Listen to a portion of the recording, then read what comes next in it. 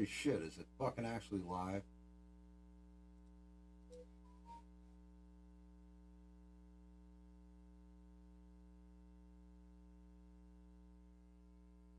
Jesus H. Christ.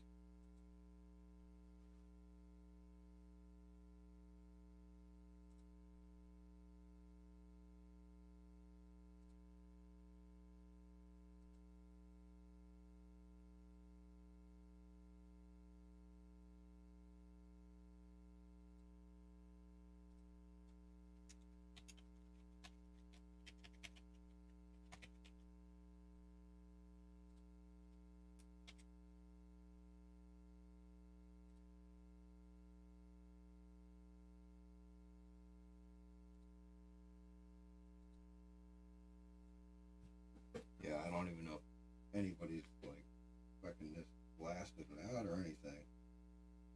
Jesus Christ, that was a lot of bullshit.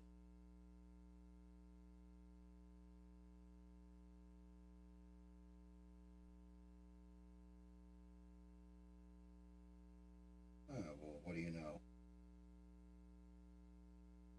Things actually kind of working. I wonder who's watching. Wonder if anybody's watching. Or if this thing's even picking me up. Wonder if anybody's watching. Or if this thing's even picking me up.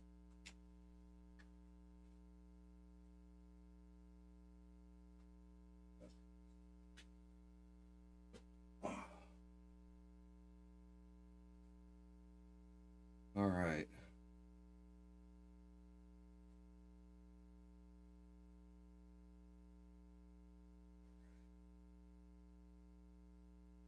That's one step closer.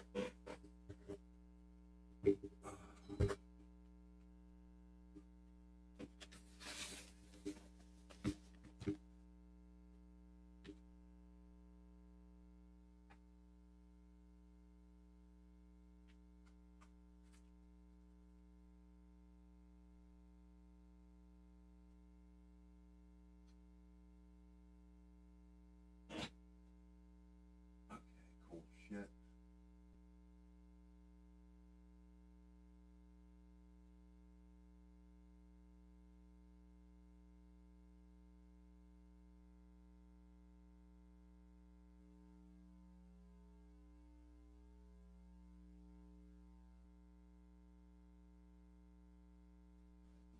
This.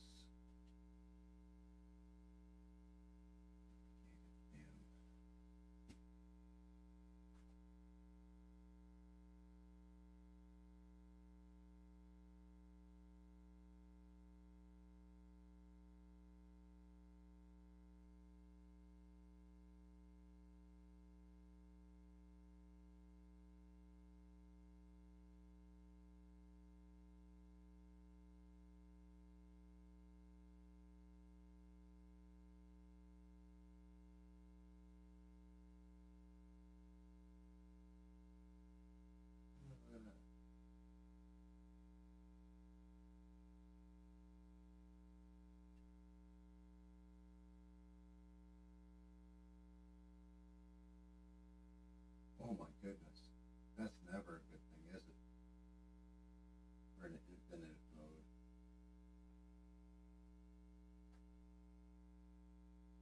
Streaming tips on.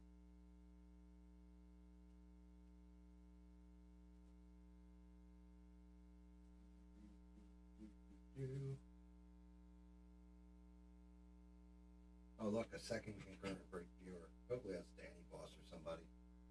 This is going to be a bunch of bullshit till I get it working right.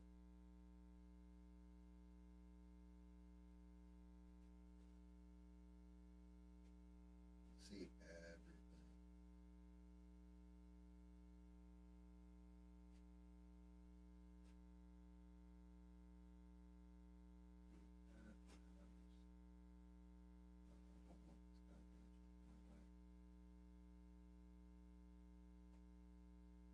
Alright, I think that'll work. At least it'll be worth a shot. Let's go to Discord. Discord's even up.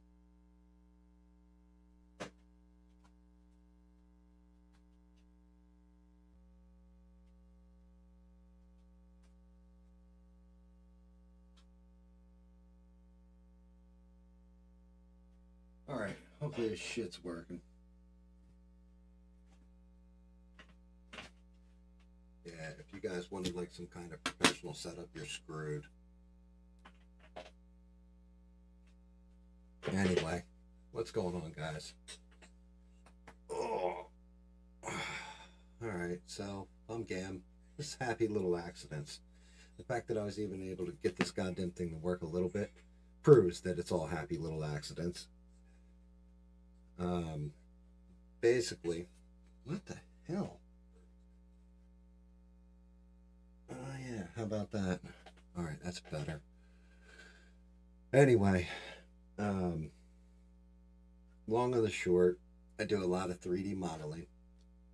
And I am backlogged because I have one inherent flaw, and that's called being lazy as all hell. So I figured the best way to keep me on level and get me to do stuff, and maybe you're an amateur at this, I'm an idiot.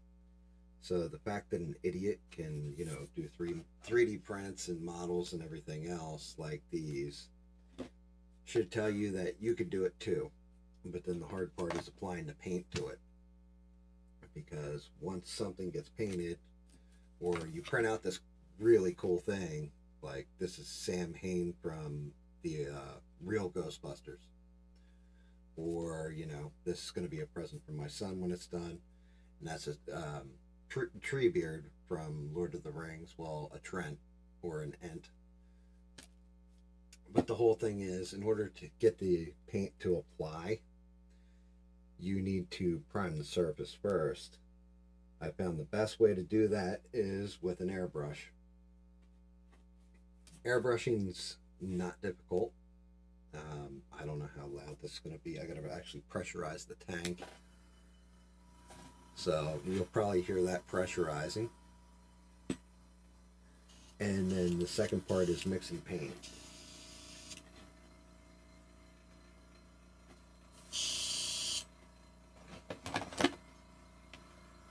For detail work and everything else, I use little brushes. They're not expensive. You can go get them cheap. And then there is differences in paint. And what I found is that you can go to any hobby store or Hobby Lobby or anything else and get this paint. Even though it's not really built for an airbrush, it'll go through the airbrush if you dilute it correctly. And basically what I've got to do is prime the surface so this way the next layer of paint is going to adhere better. And most of that will be done with brushes and what have you.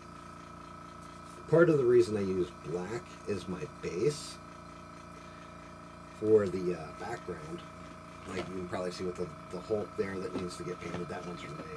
Or one like this one that's already primed. This pyramid head is going to be for my daughter-in-law. It's dusty because it's been waiting so long for me to paint it. The whole thing is using white on the gray. So I went and reprinted this because I'm doing the Buddy Christ from Dogma for my daughter. But as you can see, this one in gray, let me see if I can get that. Yeah, there we go. Okay. This one is in gray. Hola, Bina. Hola, Devin. This one's like a more pure gray than this one is. This one's got like all this white speckling in it. Out of the two of them, this one is actually the least flawed. This is actually the reprint. The reason being is when it went through a 3D print and it's separating the resin after drying a layer. Let me see if I can get it in there. You can see it literally missed a layer or two of the resin printing. So it's got a slice in the back of his head. Where this one is perfect. He's got a little chunk missing, but it's not terrible. The reason why it goes white like this is because the resin is UV sensitive. So that's how it hardens the resin is. You're flashing a light underneath of the resin. It's basically flashing the light, drying the resin here. Then the plate pulls it up and pulls it away from a surface, a plastic surface. So it rips it free, then drops it back, applies the light again, pulls it up a little bit, does the same thing, repeat, but it does in micrometers. So not even millimeters, smaller, micrometers. But the reason why this turned white the way it did is, what's up, Danny Boss? How are you, bro? We got Beans. We got Devin. Devin, get the popcorn. Um, Basically, the whole thing is when you overexpose the resin, which is what I did with this one, or I didn't completely dry it because I kind of rushed it, you get this white in there. Now, the reason why I don't prime in a white is because of this.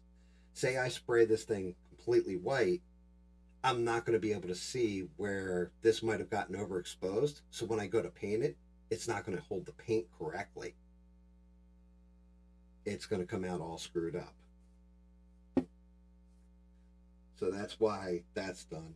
But I have a legit, when I say a metric shit ton of stuff to airbrush. Like I said, any idiot can do this.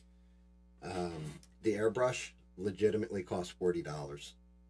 Now the compressor, that cost a bit more. I think the one I'm using now is like $110. I had upgraded it from one that didn't have a tank to it, and the whole thing with the tank is it keeps even regular pressure. Yeah, it's a bowl. You're not wrong. Like if you just put it in there, lit it or whatever, you could actually auto hit somebody with it. I don't know how well it would do to breathe. But the airbrush, the way it works is when you press down, if you're pressing down on the trigger, you can hear the air. And there you go, it's repressurizing the tank now. When you pull back, that's what's going to dispense your fluid. So first things first,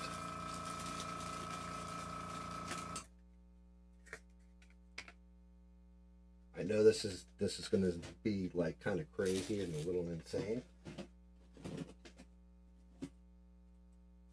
but legitimately, this is how difficult airbrushing is. 1 cup here, distilled baby water.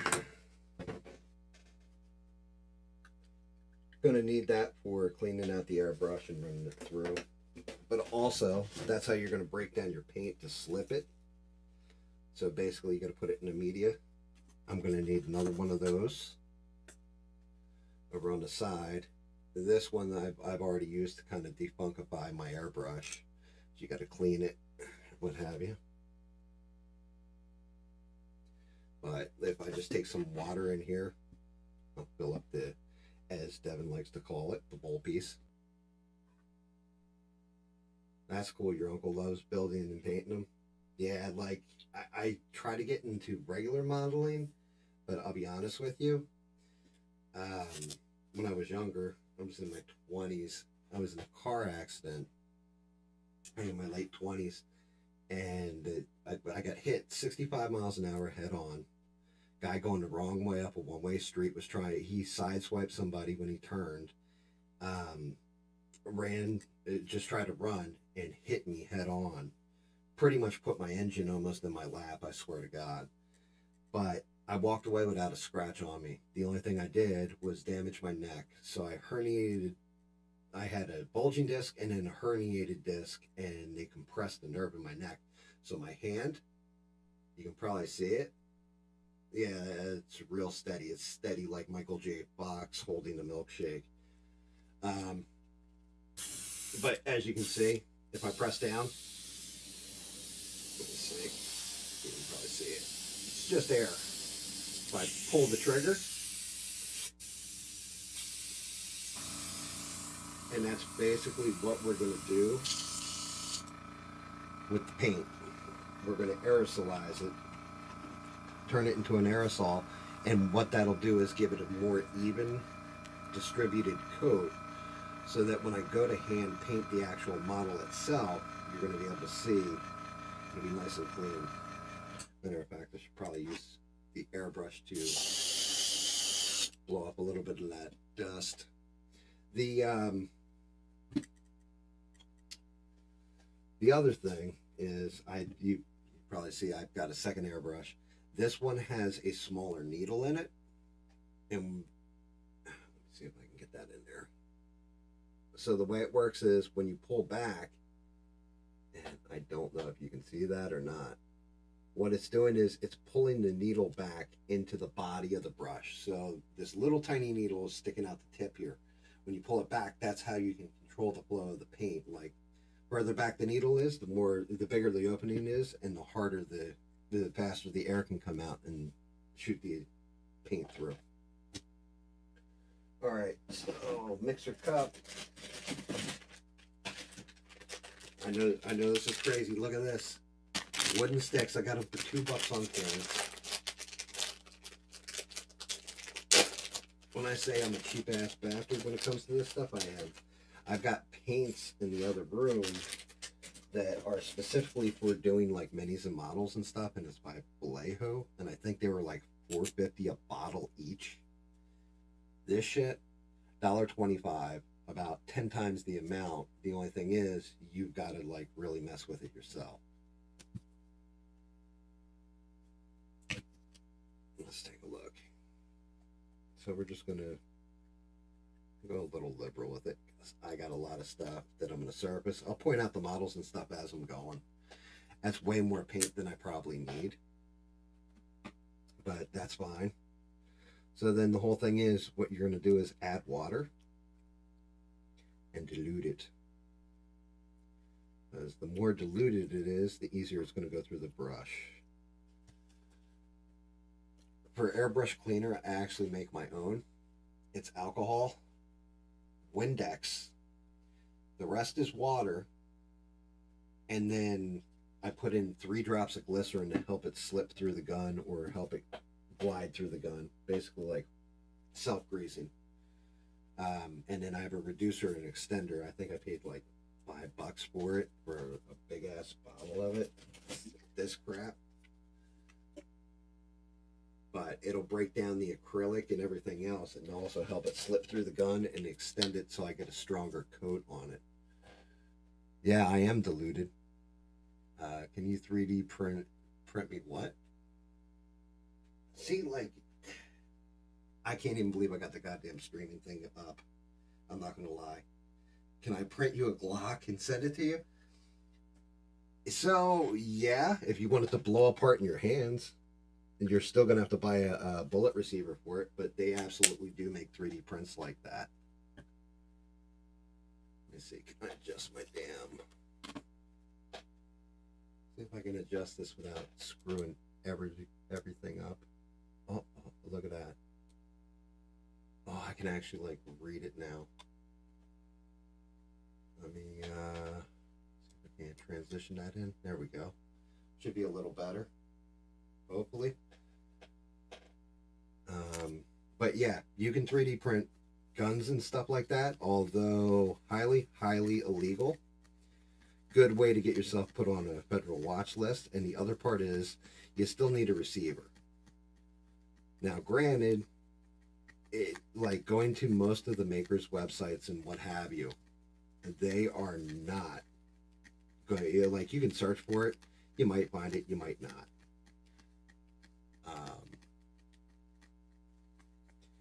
But if that's the whole problem.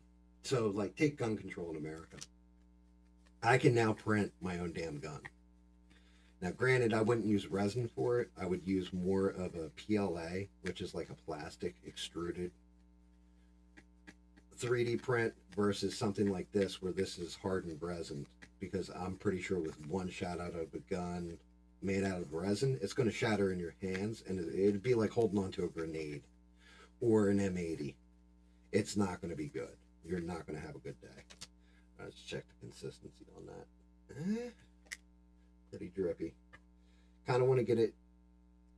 And most of the stuff I had ever washed was the consistency of like whole milk. I like to go a little bit thicker, even though it jams my gun. But yeah, the whole thing is, if you can go and buy a printer and print your own damn gun, basically you go and get a receiver for it. Bullets aren't regulated, so you can get them anywhere. You can just order them online. I mean, that's pretty much it. It's game over at that point. You have no gun control. Anybody can make their own shit. Hell, half the Glock switches and stuff are apparently 3D printed using metal 3D printers. So that's not going to help.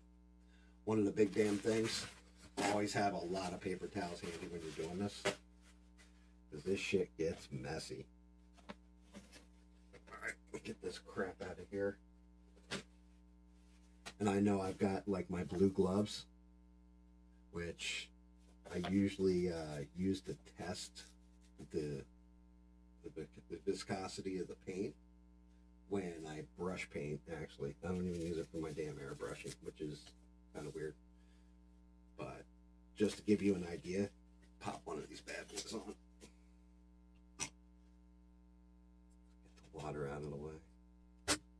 I'm used to having my work area a little bit more open, but I had to set up the second monitor and all that for the stream.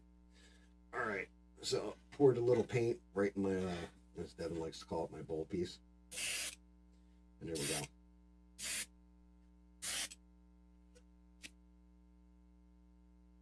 Very wet, but it should aerosolize and dry quick on the model, not so much on the glove. But I think we're looking pretty good. All right, here we go.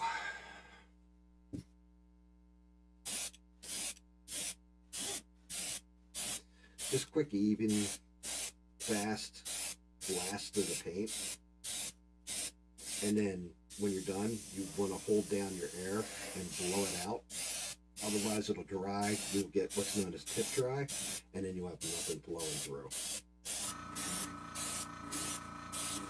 I mean, pretty fast, pretty easy. Now, okay, fair enough for you too there, Danny Boss. So, did you guys, what do you guys want to talk about? So, what would you like to talk about? I'm not doing a stream like I'm a normal streamer, because I don't have an agenda. I'm just here to paint shit and have fun. Maybe show off some of these artists' paintings. Or paintings.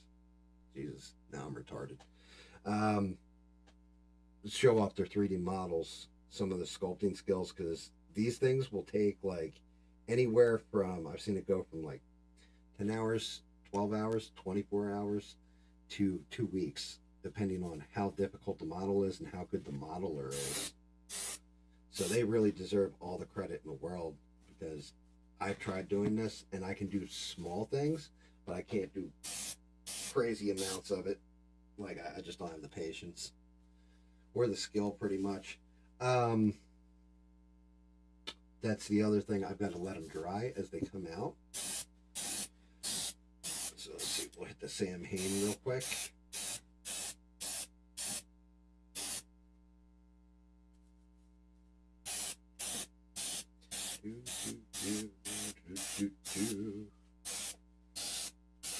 And I had music that I was going to play. Where the hell am I leaking from? I got some nice little drips coming out of this gun. I had music and stuff. What biggers are they? All different stuff. So, depending on who it is. Like this Sam Hain, I probably shouldn't even be face painting him, because he's more for me. I'm going to get my hands dirty right now. And I'll hit them all with a second coat. But the whole thing is, so like the Buddy Christ, for example, that's actually for my one daughter who's out in Portland. Did you see the Kamala interview last night? I couldn't watch. I watched a recap of it, I'll be honest with you, and it was hysterical. It was hysterical. So, I mean, let's throw it all out there. I'm not a huge Trump supporter. I just like his policies. I like the fact he wants no wars and no taxes. I think our government is bloated. I think it's bullshit. I think that they cut enough bacon off everybody's back that if we all had that money in our pocket and were able to invest it, we'd be better. I didn't watch ABL last night. I was honestly kind of zoned out on other bullshit. Um, but yeah, she she flip flopped on everything. Like she's just lying. But like I was saying, I'm not a huge Trump guy. Like I'm not. Like I think some of the shit he says is stupid. I think he repeats himself way too much. Like he gets lost in his own head. So if you listen to him, but the only thing is, and it's the same reason why I really appreciate ABL as just a YouTuber in general. The whole reason why I like ABL is because he's at least him. So there's shit I don't agree with he says either, but ABL is at least ABL. Every time you watch him, you know you're watching ABL. He's not going, well, I think DeSantis would be better and fuck Trump. And then as soon as he starts to lose, it becomes, you know, um, like, oh yeah, well, I was always for Trump. No, ABL just calls it like he sees it. Like I said, you can agree with him, not agree with him, but you got to respect that. He at least has the balls to say it. Who would you like to see run for president?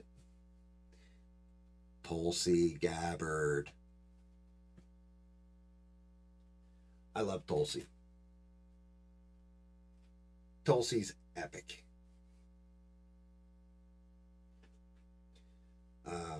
I think she's seen the horror war to a point where her hair turned gray, and she's a medic, so she's got that job of putting people back together after they've walked on a landmine, stuff like this. I think she is pretty consistent, pretty honest. She's not a Republican, she's not a Democrat, she's just an American. And that's the best you can ask for. What the hell am I dripping from? That's going a little weak. Oh, you think she's rogue? No. Absolutely not. I think she's just what all of us should really be. I mean, there's certain shit that you're going to agree with the left on, and there's certain shit that you're going to agree with the right on. Nobody has it 100% either way. If they had it 100% either way, then it would be, then we'd all be just perfect. But that's not how that works. There's certain things that the right does that's amazing. There's certain stuff that the left does that's amazing. And then there comes down to the individual. Some stuff you're going to agree with personally, other stuff you're going to be completely against. No, like Rogue, like the X-Men chick. No, because then she'd be walking around with gloves all the time. She wouldn't be sucking people's souls out of them, basically. I think she's more like a Wonder Woman with a battle scar in her hair. That's the whole thing, that gray hair is apparently from seeing the horrors of war, and she's kept it in just to remind herself how terrible shit was that she saw. Like, she doesn't want to forget it, which is brave in itself. Can you give me one policy on the left that you agree with, or what Tulsi stands for? Tulsi stands for America, flat out and simple. Tulsi, so that's just it. She doesn't care if you're Democrat. She doesn't care if you're Republican. She's going to agree to disagree. She can respectfully have that conversation, but she stands for exactly American values. She is, look, anybody that's willing to turn around and be co-chair of the DNC and go against Hillary Clinton because she saw that they're staging the election to put Hillary Clinton in place, and then took Kamala Harris out. Kamala Harris was originally their chosen one, and Tulsi took her down. Tells you everything you need to see, right? And policies that I agree with on the left, actually, not the full thing, but I do agree with abortion up to Roe versus Wade, like first trimester. I actually agree with that. And I have a daughter that I gave up for adoption when I was 18. So trust me when I say I get it. But I also know women that have had like 6, 7 abortions. Like my buddy dated this one girl, and she used abortion like it was birth control. Like it was fucked up. But at the same point in time, that is more of a personal choice down to the person. Like you can say moment of conception, maybe, but I'll tell you what, there's a lot of stupid people in this world, and there's less of them with abortion than versus the other way around. Plus, it's just like weed. Weed, they might as well legalize because the whole thing is anything that you make illegal, and we saw this with prohibition, we saw this with abortion too. Once you make something fully illegal like that, people are going to figure out a way to get their hands on it, or they're going to go through a dirty dealer. In like the case of weed, maybe you get some weed from somebody and it's got fentanyl mixed in because he had it on the same table. You know what I mean? Like, and abortion, unfortunately, is one of those things. I don't like it. I don't like the idea of it.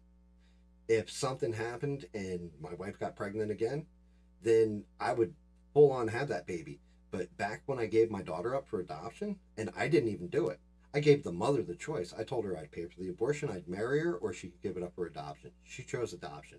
And I'll be God honest with you, thank God she did, because that girl is, she's like, I'm an old fart. I'm old, I'm beat up, I'm crusty. But having her come back into my life in my Jesus Christ, what was that, like 42, I think, when she finally found me again, something like that. And we started talking and formed a relationship. I realized all that shit the world did to beat me down and everything else, it never touched her, because her parents that adopted her were amazing. Slavery was banned and look, no slaves. Nobody has slaves today, though, right? Yeah, bullshit. What, you think all the microchips that are made that go into your little cell phone or into the computer or even the microphone I'm talking to you through, how do you think that stuff's made? That shit comes from China. They do child slave labor. They've imprisoned Uyghur Muslims and have them making that shit.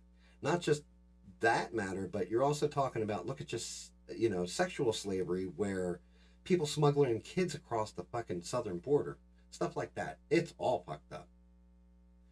Yeah, that is in the U.S. What, you think that just because it's outlawed and everything else, you think you want to go to a massage parlor and they give you a happy ending? What, you think that's a rare thing or doesn't happen? A lot of those people are slaves. They're more indentured servants than they are slaves. I mean, technically, you can say we're all slave to our own government because we got to give them a chunk of our taxes. We give them a chunk of our taxes out of our paycheck. Then when we go buy something, we got to pay taxes on it. Then we have to, that person has to do payroll taxes and taxes on their health care, everything. Like, our government taxes every dollar. I swear, I think we only keep like 20 cents in reality. Oh, but I'm supposed to be going over the figures too. So the Sam Hain was from Real Ghostbusters. That's from me. The Buddy Christ is actually from my one daughter. This guy here is Billy. I don't even know if you can see him. Let me see if I can make this look a little better. Oh, you can't see him now. He's black. Poor Billy went black. He ain't never coming back. Billy from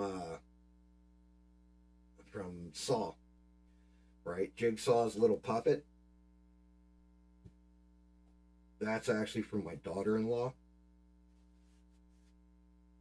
We can't compare taxes to black slavery, though. We can't? Why can't we?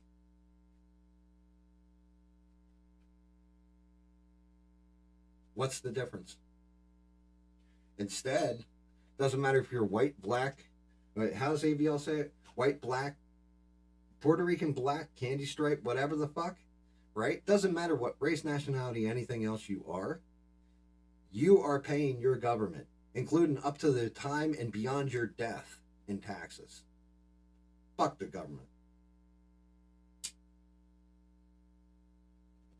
Now the feds are going to come get me, thanks. Not like I don't pay my taxes.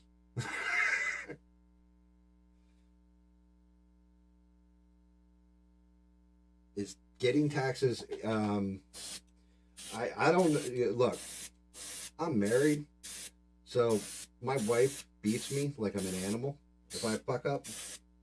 I mean, and that's okay because I probably deserve it sometimes, especially with my fucking mouth. But no, seriously, it's not like getting physical marks on your back. But you're saying is taxes like getting physical marks on your back, right? No, it's not like getting physical marks on your back, but it will get you thrown the fuck out in your street if you don't pay for your home taxes. Like there's certain places, like say you got an HOA. That's somebody telling you how your house has to be, how your property has to be. And okay, I can understand the validity and the argument of it should be, like you should be keeping your yard nice and all this and all that stuff. But there's people that live their entire life just to get empowered to do that, and so they can exercise control over somebody else. But it doesn't matter. Imagine being a kid. Your mom just wants you to have a better life. She pays some asshole 10 grand to take you to the border and do awful things to you along the way, and then sell you to other people to do awful things to you. And then that ends up becoming your life because either you mentally get so debunked that you can't handle it, so you turn to drug. Like, our southern border, it fuels slavery. Our government allows the open border. Therefore, our government fuels slavery.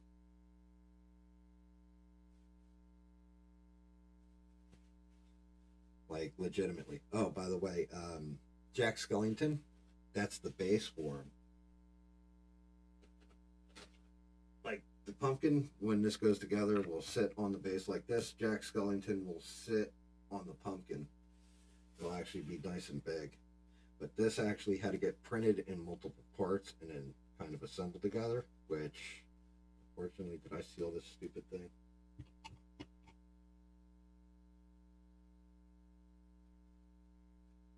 So what else have you guys been up to today?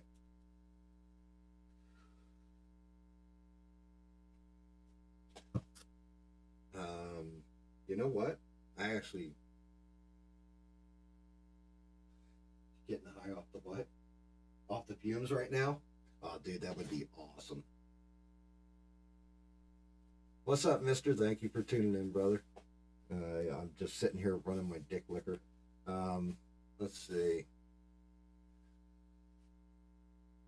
Do you have your chat set to all messages? I mean, I'll be honest with you. I'm zoomed in on whatever is in the... What I did, and I had to use Alien to try to help me with this, because this is the way he apparently does it. He actually has an overlay for it. I used the program to pop it up there. To be honest with you, I've been fighting with this bullshit all day, trying to get just the audio to come in correctly, because it had fucked up. Oh, by the way, there's no fumes off this. But no, I guess I can't see whatever Danny said. Hopefully it's fucking hysterical, though, knowing him.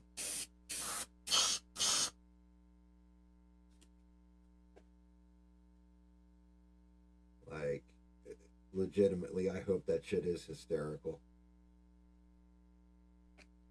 I mean, I got no mod on the chat, so I'm sure, because I figured I'm so small time, I figured maybe one of you guys might make it in. I mean, it is a Friday night after all, and people have lives.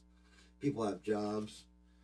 Poor Danny is probably half delusional at this point because it's way past his bedtime. But thank you all for tuning in anyway. That's great. Do me a favor too. Nobody ever super chat me. Nobody ever fucking become a member on this goddamn stream either. Like, you want to subscribe to the channel and watch it or whatever? That's cool. I'm not doing this shit for money at all. And I was thinking about this. I actually do owe Danny an explanation, and I've kind of had this conversation with Mister before in our ABL Discord, but when it's Tim Pool, like, he's like, why do you hate Tim Pool? And I told him it's too long to list. That's part of it. One of the things he does is he's full of shit, and he just does it for the super chat. Everything that he does is a grift. and he pretends to be virtuous and doing it as a public service to people. He ain't doing shit for public service. He's doing it to make his bald ass rich. That's part one. Part two, it goes back to when I first started watching Tim Pool. When you first watch Tim Pool, you listen to what he's saying, and you kind of believe him because he makes sense. He's like in the middle. But he's lying.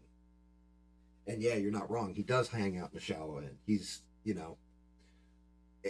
So in this house, I'm not allowed to say the other word for a cat.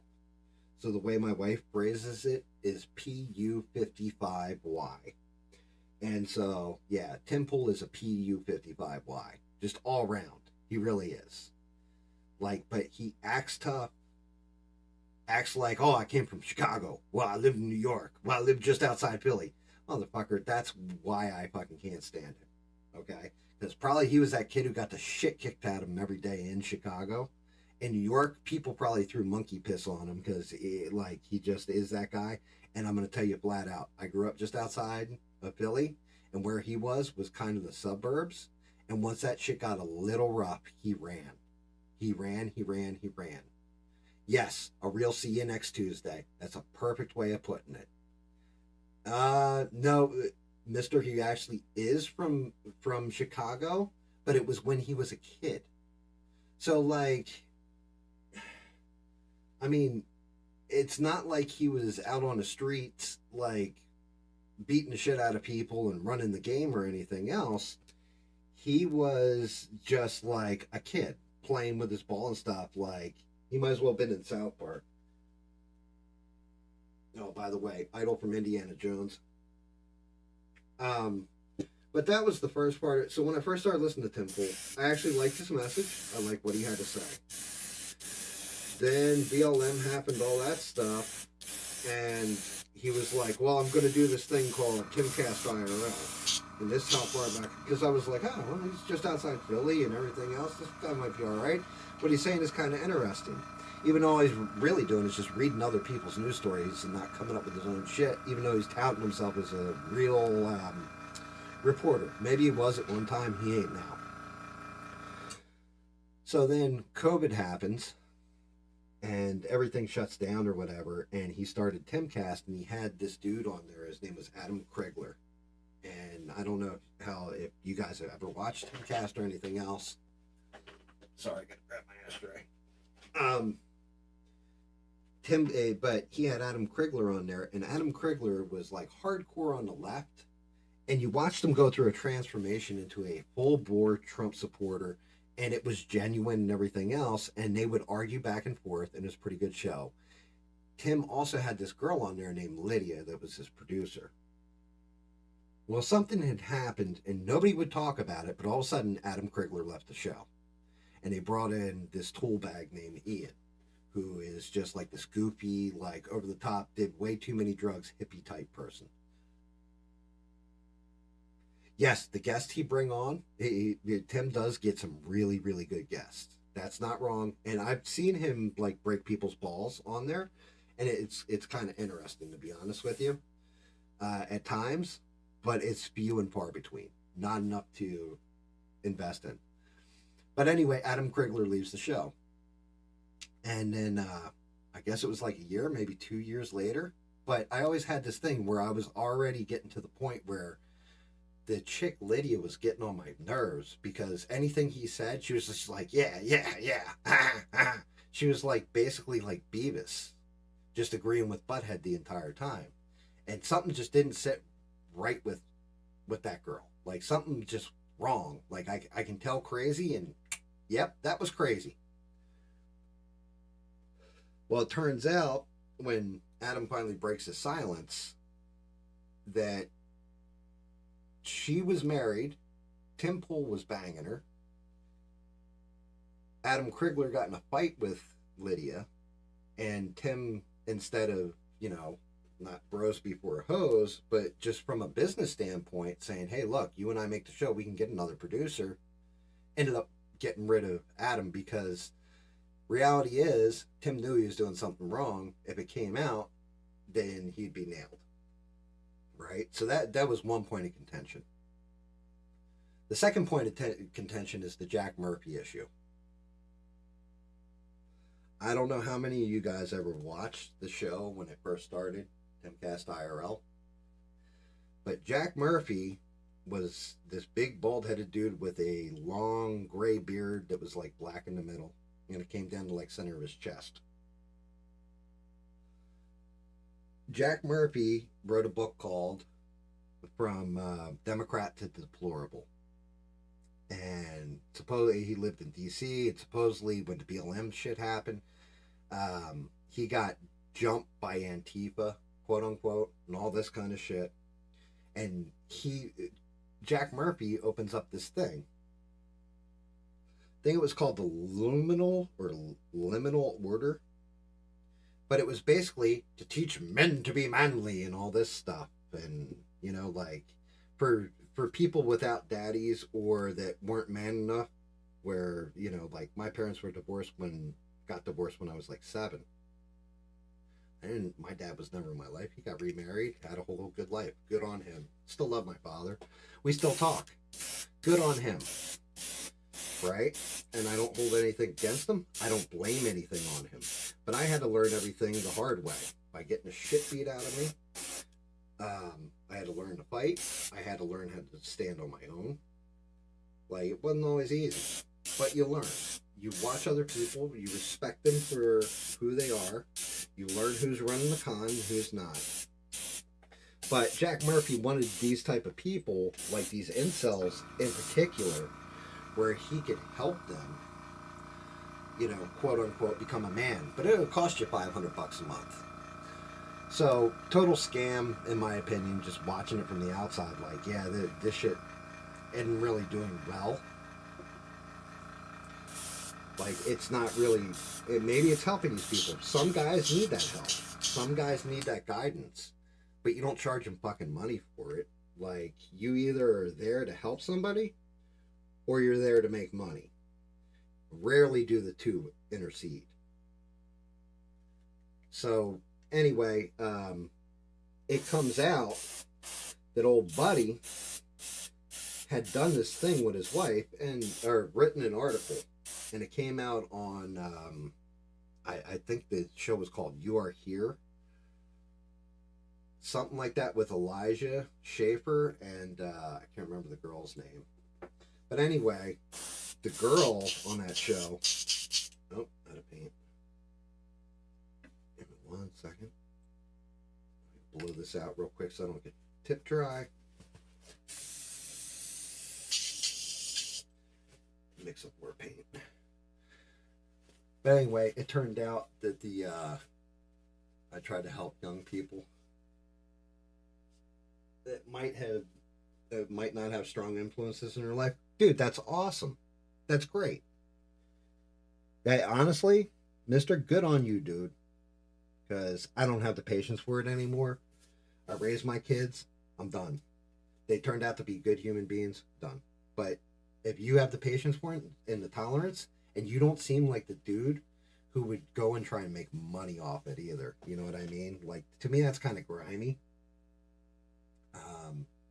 But also like rumor culture. But anyway, it turned out that this dude, Jack Murphy, and his wife, he had written an article called about something like sexual excitement in the most unusual place. And it was an article about his wife cucking him. So when it came up on the show, it came up as a question in the chat, in the super chats, and they read all the super chats.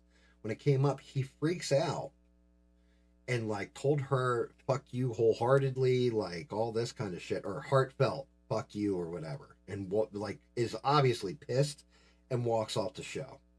Then goes on Timcast because he had been a regular guest. I had never heard of Jack Murphy till fucking Timcast. Tim had him on every other Wednesday at that point. And he goes on Timcast and then says, oh, well, you know, we all went out to lunch and all this, and it was no big deal and all this stuff. Well, here, people started deep diving and really getting into Jack Murphy's past. Turned out he worked in a school district where he basically took him for like $100,000. I'll say allegedly because I don't want to get sued in case I'm wrong. But allegedly took the school district for like $100,000 or $200,000 a year every year. Um, and then it turned out that he had his own, I think on YouTube, I have to say prawn or something like this. But he had his own site, and like the stuff on there was him basically inserting things into himself. And I'm not talking about small things. I'm talking about like this man was like, if he could have had Fister from He-Man putting it in his rectum, then yeah, he was doing stuff like this, right? Like, I mean, right up there. And like all this stuff. So he completely gets exposed, destroyed, and all this, and it fades away. Just disappears. And what you call it? He doesn't. God damn it, dude. He doesn't even like acknowledge it. Like Tim Pool doesn't acknowledge this shit. So at that point, that's like basically strike two for me.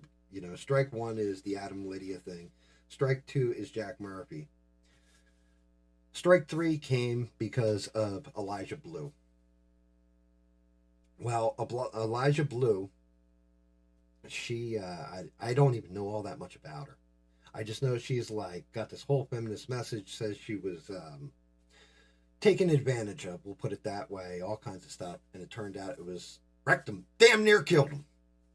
Yep. She basically was espousing all this crap, and it turned out it was all bullshit. Like everything she was saying was just full on bullshit. Well, Tim had her on the show as a guest, and the reason why he got her on there was because of his, I want to say he's like a paid reporter or some shit, but this dude like basically was like, oh, I'll do a follow-up and go, and he softballed her. So that was some bullshit.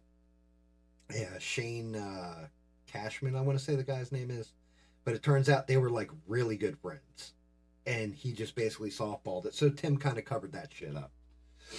Then Tim's one other guest, her name was Cassandra, and I can't remember her last name.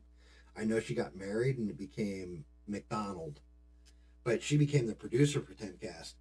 She pretended like she was all virtuous, and it turned out that she had done, she had porn in her, or prawn in her background, adult content, and she wasn't exactly virtuous at all, and that came out after the fact. That one I didn't really care that much about, but it was still like one of those hypocrisies. So I was already like, okay, that's too much bullshit. Then Adam Krigler dropped the bombshell. He did his interview, and it made Tim actually have to address one of these issues, because everything else he kind of blew off. Yeah, the way he, get those mud veins out of there. I'll tell you what, if you're Jack Murphy, you can do it with a hand or a plastic implement very easily. Trust me, if you've seen the video and you know, you know. But yeah, Adam Krigler came out, I guess it was a year, maybe 2 years later, and explained exactly what happens with super chats and with stuff that fans sent to him. One of the things that I can't stand, and this is one of those things that, like ABL, I completely respect about him. There's another guy, Jeremy from Geeks and Gamers, D-Day Cobra, Nerdrotic, all these kind of like off-kilter and off-brand culture warrior like YouTubers.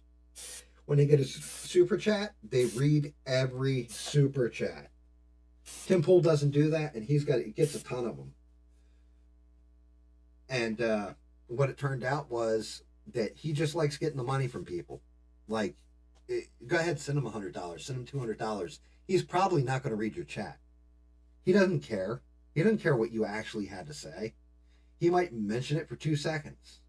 ABO will sit there and read the chat and agree with you and disagree with you. You don't even have to send him any goddamn money. Right? YouTube's paying somebody for this bullshit. For people to speak. Tim Pool just cares about the money. He doesn't care about anything else. But he pretends like he does.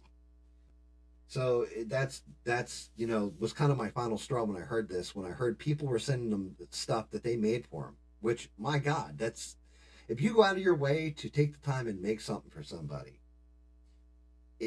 like that's you put some of yourself in there probably. Tim Pool would take that shit and throw it in the trash unless it was something very very high end. And this is all like Adam Krigler. You can probably go find his stream. He talks all about it. He does, I think, the Krigler show or what have you now. Um, so that should have been it for Tim Pool. That's when I kind of stopped watching him when I realized it was all just a bullshit grift. Like he's just grifting you for money, and he'll just say stuff like Civil War. Put Civil War in the title of any video because you're going to tune in just to hear how the Civil War is going to start and all this shit. Man, I'll tell you what. If you want to see Civil War, look at religious ideology like over in UK with Danny Boss, right? That's going to be a civil war. That's going to start a civil war in that country. Over here, you've got people that they do it all the time. They try to keep us divided on ideology instead of finding shit that we can agree on. Stuff like, hey, the border's open and this is screwed up. We can fix this. But you got the loudest voices and the smallest minorities that scream about human rights and all this other crap, and it's like, look, you're actually yelling for the inhumanity of keeping that shit open where people are getting trafficked, drugs are coming through, people are getting killed, all this stuff. Like, shut your fucking mouth. Just period. End of sentence. Shut your fucking mouth. Like, you know what's right, you know what's wrong. Anyway, the last thing with Tim Pool, the one that actually made me where I was just like, yeah, fuck this dude. Full-hearted fuck you, dude. Came down to what he did in West Virginia. Now, somebody very, very, very close to me told me about this 3-4 months before it happened, before there was any kind of shit on it. Wait, what the hell? Let me look at something real quick. See, I don't even know if this is going to come up on the stream. I got to look at this. Oh, okay. The current bit rate is lower than recommended. I don't give a shit. As long as you guys can see Lissa sandwich things the size of it. Jesus Christ. Yeah, so West Virginia, I get a phone call from somebody and they're like, yo, didn't you say that you can't stand Tim Pool? And I'm like, yeah, why? What's up? They're like, did you hear what he did with the skate park? I'm like, no, I didn't. What happened with the skate park? Well, anyway, I got the actual story because people in West Virginia actually really do not like this dude. Like at all. Like people that know him in real life don't like him. So apparently these kids were going to do the skating stuff and it looked like he was trying to do something altruistic and go and help them raise money. Instead, the kids specifically told him, do not come here. We don't want your help. We don't want your money. And the reason why is because they wanted to do it on their own, which, my God, is respectable as hell. Skating has always been kind of counterculture. Really has until Tony Hawk kind of popularized it. Well, you can go back to the Z-Boys at Dogtown and the Z-Boys, that era, with like Peralta and all those guys skating out in California. But it's always been a counterculture. So these kids didn't want help from this mainstream dude. Tim apparently showed up. All the kids got overrun there that day that were locals with all these outside people that were coming to see Tim Pool, and he gave away his own free skateboards, quote unquote. Like maybe like 10 of them or some shit. But people came to see Tim Pool and it kind of ruined everything. They just wanted to do shit themselves. Do it almost like when you're a little kid and you want to build a goddamn tree house. And then like a master carpenter comes in and says, hey, I'll come in with, and here you go. Let's bring in the steel girders and build this shit. Like, no, they wanted it to be ratchet and they wanted it to be just, yeah, this is like old school punk, like 80s punk almost. They wanted to do that shit themselves. But anyway, so then what happens is the land that they were building the park on they were there illegally. Because somebody else owned it. Tim Pool got in an argument with the one guy who's kind of like head motherfucker in charge down there. And legitimately turned around and used his money and bought the land and threw the kids off the skate park and started constructing it the way he wanted. Dude, that was like final straw for me. It's like, I'll say to somebody, do you want my help? Do you want me to, do you want some advice here? If you tell me to go fuck myself, or say, you know what, man, I got it. I say, okay, well, I'm always here if you need that advice. That's well and that's good. Either way, you can take it, you can tell me to shove it straight up my ass. And I'm all right with it. But I'm not going to force you to take my opinion, and I'm definitely not going to sit there and throw enough money at you to take away what you actually love. That is a level of scumbaggery that everything that this bald-headed motherfucker preaches, it's backwards. Like, you literally are the establishment at that point. Like, you preach about how you're anti-establishment. So, like, at that point, if I ever saw Tim Pool in person, I'd probably punch him right in his fucking broken grill. I'm not going to lie. Allegedly. I mean, does that get me out of trouble if I say allegedly? Because I'm not sitting here saying I would assault him, but I would like to. So, there you go, Danny. You want to know why I fucking hate Tim Pool? That's why. But you're right. He does get good guests. He's cool. Yes, allegedly it does get you out of trouble, mister. All right. Let's see. Actually, I got to spray paint old Idol here is nuts. Well, actually, that's a baby coming out of it. I forgot it's a female. All right. These guys look like they're set. Which, my other daughter, she does Pokemon, so I made her some Pokemon, and she'll be getting. Oh God, that one's got some dust on it. Pikachu, Torchic, and then Squirtle with the pimp sunglasses. And Jesus, you need a little bit more in your butt, and then you're good. Billy's looking like he's blacker than the evening. Sam Hain is done. Actually, Sam Hain can stay out because that one's for me. Pyramid Head, you can go back in. You're done. Pumpkin for Jack Skellington is done. Still drying a little bit. The base came out nice. But you can definitely see more of the detail once that stuff gets blackened. Like Jack Skellington, you can really see some of the detail on the base and everything. Let me see. That ain't gonna work. God damn it.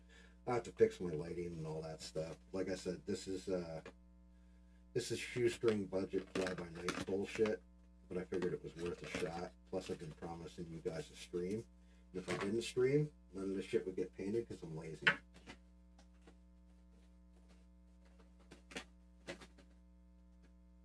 I know where my flaws lie. I'm honest about it. Turns out Jesus was black. Who would have thought? Everybody in the Middle East.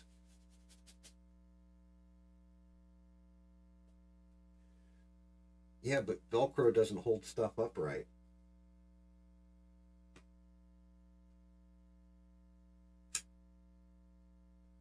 So go ahead, guys. What else you got for me? I'm going to talk movies. I'm going to talk about UK being burned down. I'm going to talk about what it's like to deliver coffee to people that are assholes. What would you like to talk about?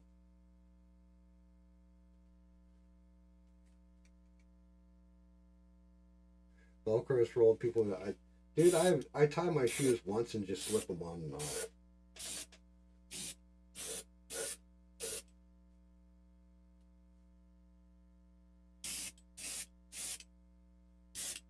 Alright, Jesus. We got you all covered.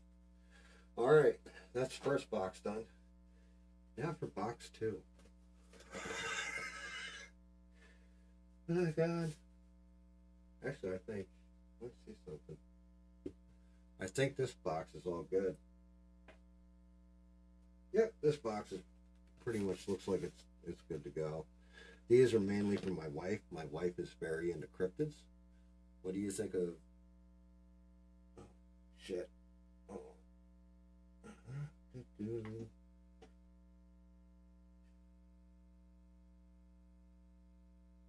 What do you think of Kamala's emotional support governor at her interview?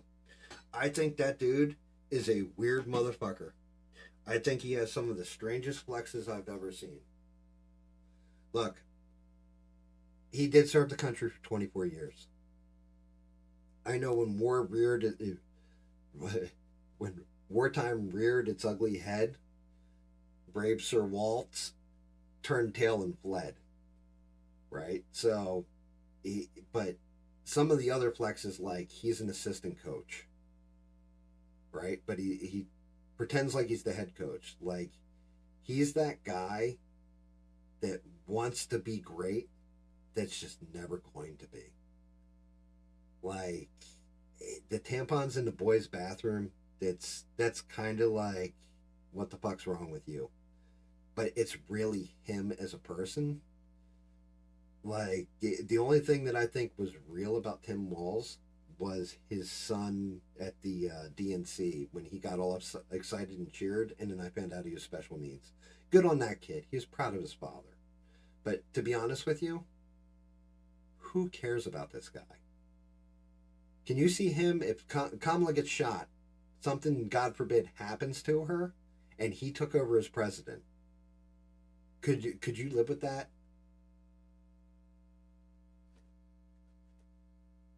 He's that guy who buys a black belt. Yeah, exactly.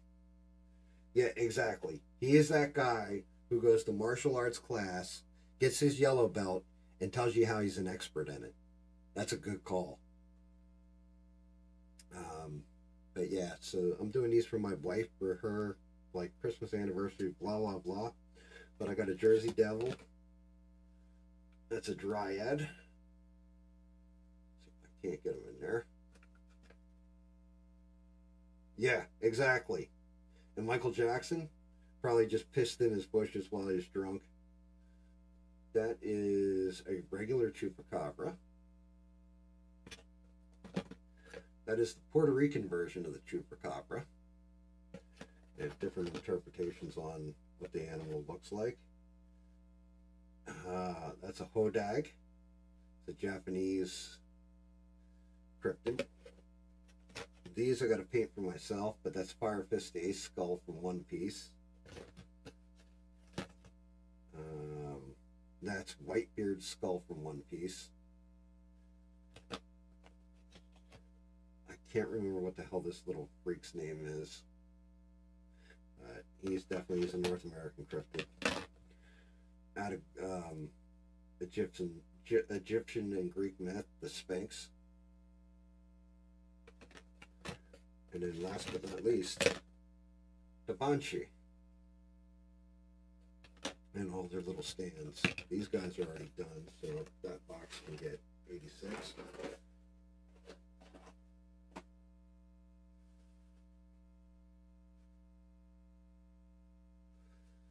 All right. Round 2. Is it a Puerto Rican chief? Yeah, pretty much. Like if you look at it, it looks like an angry baby versus a goat sucker. Which I think at this point, chupacabras are probably just like coyotes that have mange. That would make sense to me. Not that the little animal couldn't exist, but I think a coyote that has mange, it sounds pretty right on. Ah, the rake. Creepy little dude.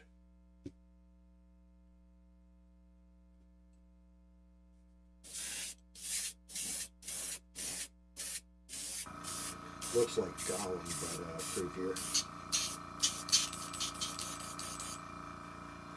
Eventually, when I'm actually painting all of them, like doing the actual paint job on them, instead of just priming, I'll bring up the person who made the model, because honestly, they're all free models, but you can pay for some of the artist stuff, and that's how you support them. And some of them do phenomenal jobs. Like this guy, I don't even really need to paint. But this is the model maker's name is Fotis Mint, Fotis Mint, and he does some spectacular, like just the detail on him is unreal. But that one is actually a spare because I saw how big it was. I printed him out much bigger, and he's already primed. I got to reattach, one of his horns broke off, so I'll use a little resin, reattach that later when I'm painting him.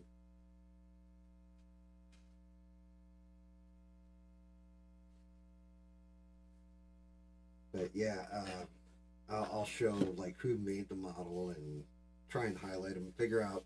I'll have to partner up with Alien and see if I can't learn more. So here's another issue that's happened. As you can see, I don't know if you can see, or I'm bending my hand like I've got cerebral palsy, but there's cracks in this base because the base, I use this new method where I'm hollowing it out to use less resin. Sometimes when it dries, it doesn't dry all the way, and the resin cracks the base. Now, granted, I can paint that in there and make it look right. And this thing's called a Manapoggle. I want to say it's called. It's like Portugal or somewhere down in Latin America. That's where he's from. Creepy little dude. Eyeball on the top, mouth in the body. Manny Paulo, or I can't remember. My wife has an extensive library on all the cryptids. She loves this stuff, but they don't actually make figures of it. And the figures they do make either sell for like decent amount of money, or they look like shit. So I would rather do it myself. Is there a way that like, see, like, I don't know. I really have to partner up. Alien, I got to give him a big thank you, because all the different little questions I had about streaming, he tried to send me over as many tutorials and give me as much backup as possible without ever seeing my setup. So it was really nice on him, and I think Alien credits ABL with teaching him, so that's good. But I really wanted to do like where I could talk to you live. So like almost like how ABL does the call-ins with Skype. But I don't know. I couldn't figure that shit out. I had enough trouble getting the mic to work. Like I had music playing and everything else. I figured if nobody was watching this, then I would legit just put music on in the background. Just I kind of figured a way of doing it, which is cheating, but it would have been me going to YouTube and using the karaoke version of the songs. Then, you know, you have your music playing in the background, but technically it can't really copyright strike you. The only problem is, I'm afraid I'd start singing like different lines out of whatever song it was, and I'd just sound like a complete asshole. Like, the one thing I cannot stand is the sound of my own voice, believe it or not.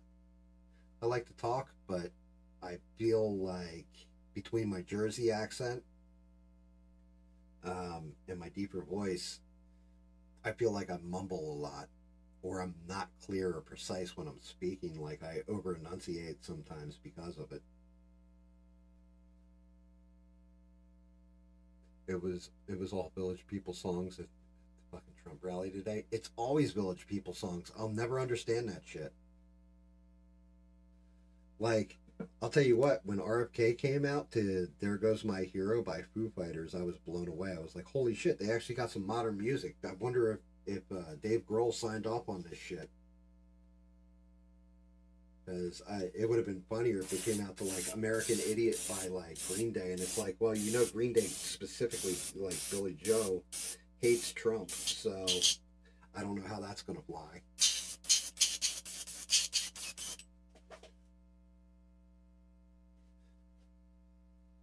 It's like ABL saying, "Oh, I'll come out to Bruce Springsteen." It's like Bruce Springsteen would sue your ass for even mentioning this song, ABL. Do you not know how much he fucking hates?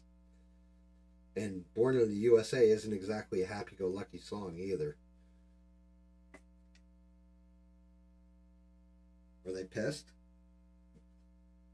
Oh yeah, dude. I could believe they were pissed. Because Dave Grohl does not strike me as somebody who...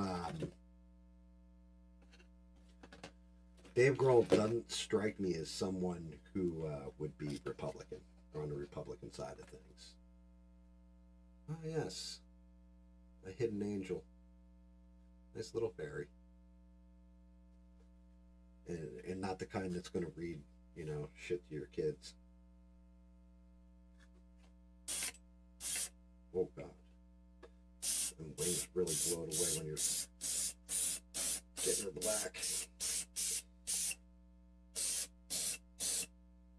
Ain't the first fairy I seen that's black, I'll tell you that much. I've been to New York. I grew up just outside Philly. Plenty of black fairies there.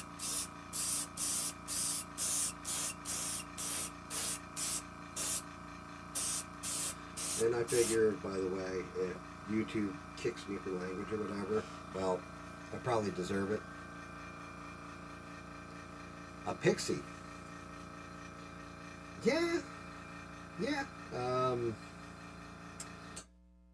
Yeah, a fairy, a pixie. I would think a pixie would I'd probably have to make her smaller, to be honest. Oh God, no, I've killed you. No, you poor rake. Eat some paint, bastard.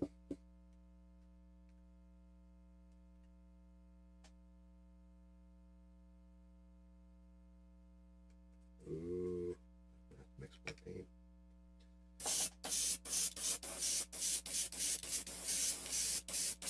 Starting to get that tip dry. Means I'm gonna have to clean it soon. Like, you can probably see the splashes of paint coming out of the top of the brush.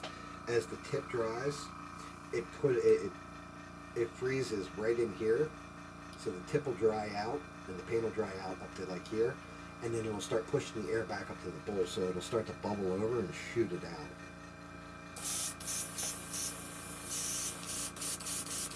And I'm doing like a big no-no where I keep letting the damn brush dry. Yeah, like I'm jammed. Completely jammed. Paint's too thick. Not gonna come through.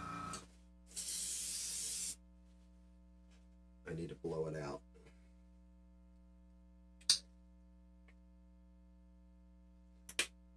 In the realm of female magic, you prefer nymphs? Wait, nymphs or nymphos?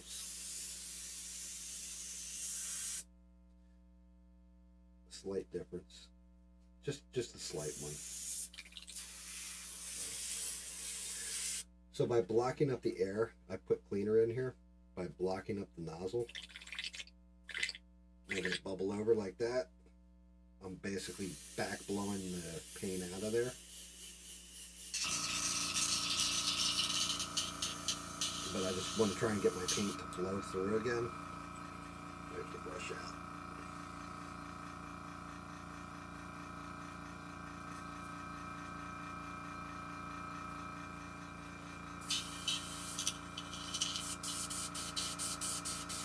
See, what brand of primer?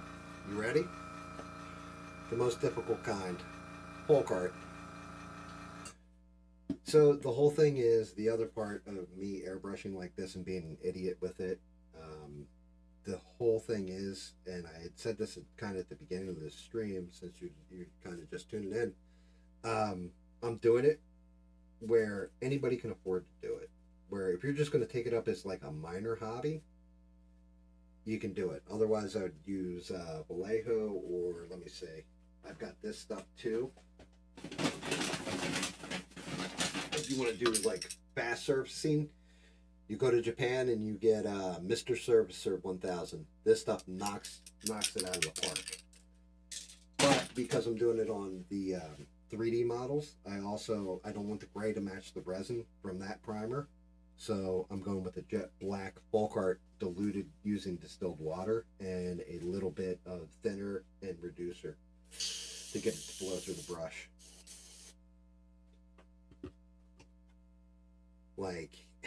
Like I said, the Vallejo paints are beautiful, and my God, do they coat? So does Citadel. I want to say the brand is.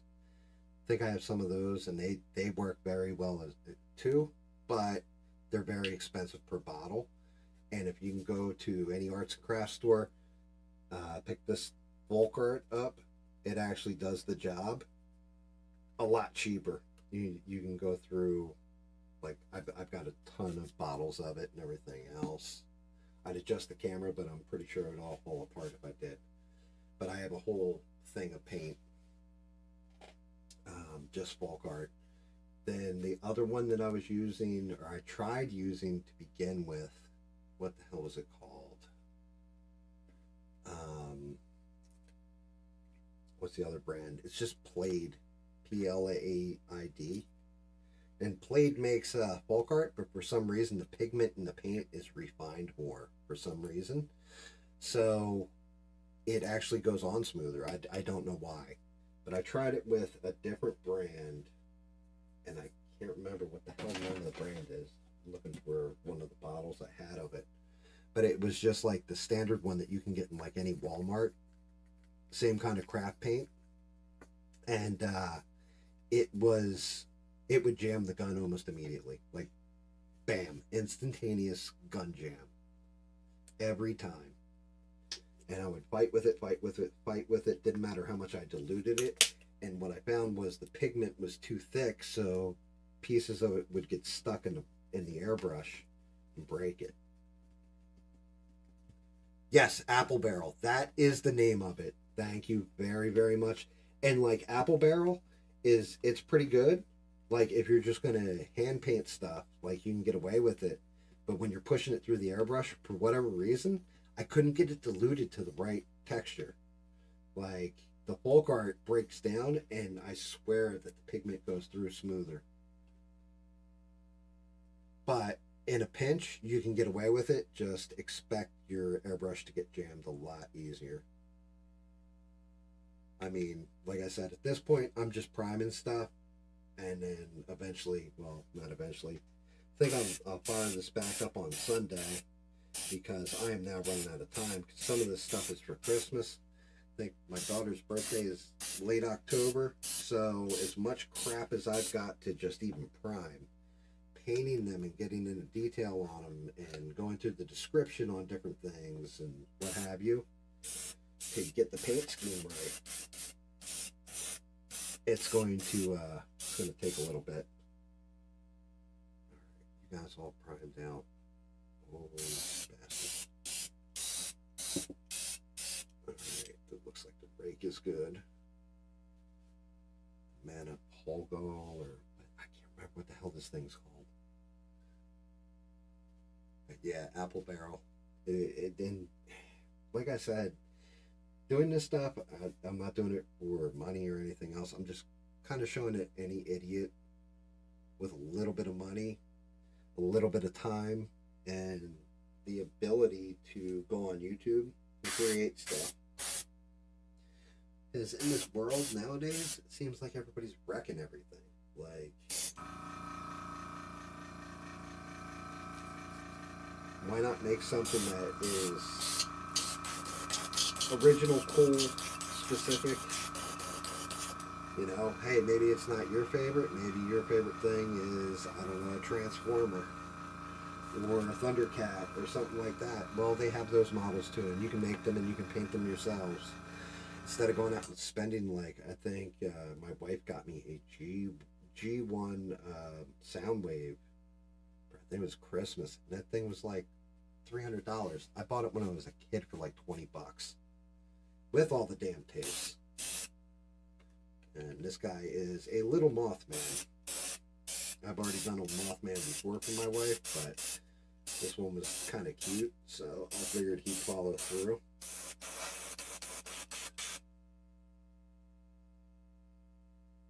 Yes, it is. Apple and multi-purpose kind of, yep. like using Elmer glue when you use super glue, folk art being super glue. Yeah. Now, I mean, granted, I'm sure there's better craft paint, but I'm not sure what it is. And yes, that is Siren Head. I think he's going to come out cool. I got to really get into the description on it and see what he's going to end up looking like. That's like me cooking food, eating. Nice. I like to create works of art and destroy it. Yeah, I mean, you can. If that's your thing, why not? I mean, look at Jimi Hendrix. He created crazy, amazing musical pieces and went and wrecked the guitar afterwards, set it on fire and shit. Yeah, I'm tip dry again.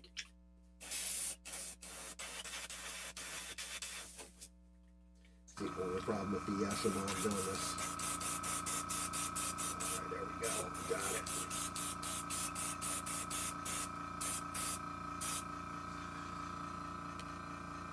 Fettuccine is the creepiest of all pasta. I disagree. I disagree. I think angel hair is. Who the hell wants to eat the hairs of an angel?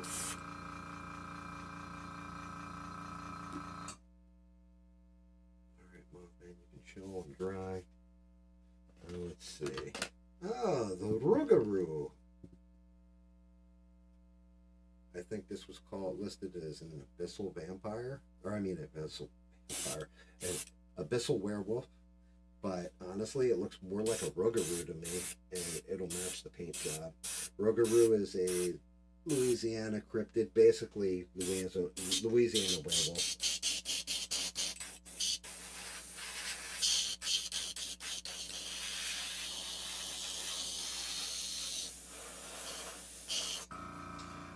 Dry. The Siren Head, yes, is a creepy pasta. Slenderman is the Rake. I'm not sure. I would have to look him up. I just know that he's usually lumped in with cryptids. I mean, technically, if we're really going down the road of cryptids, cryptid would just be an out-of-place animal. But I also have some legends and lore in here, too. Like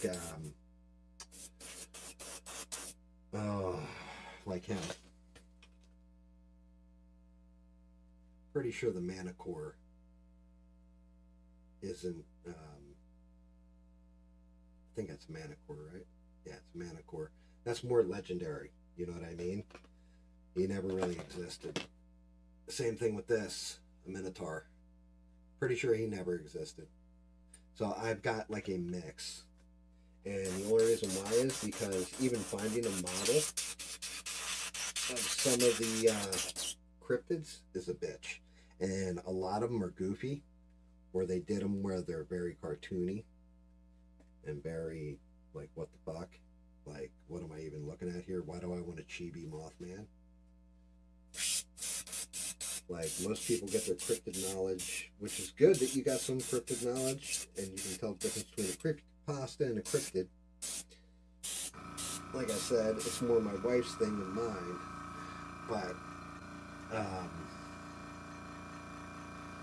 a lot of it, like Thunderbirds, stuff like that, you build and paint anything apart from figures game. Build, not so much. Repaint or repurpose or change it from one thing to another, yes I do. Give me 1 minute, I'll get up and I'll show you one that I actually did when I was kind of learning how to airbrush. And full credit actually goes to my wife.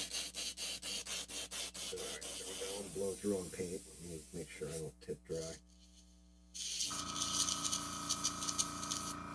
Alright, give me 1 minute. I'll be right back. Let me go grab one. I'll show you.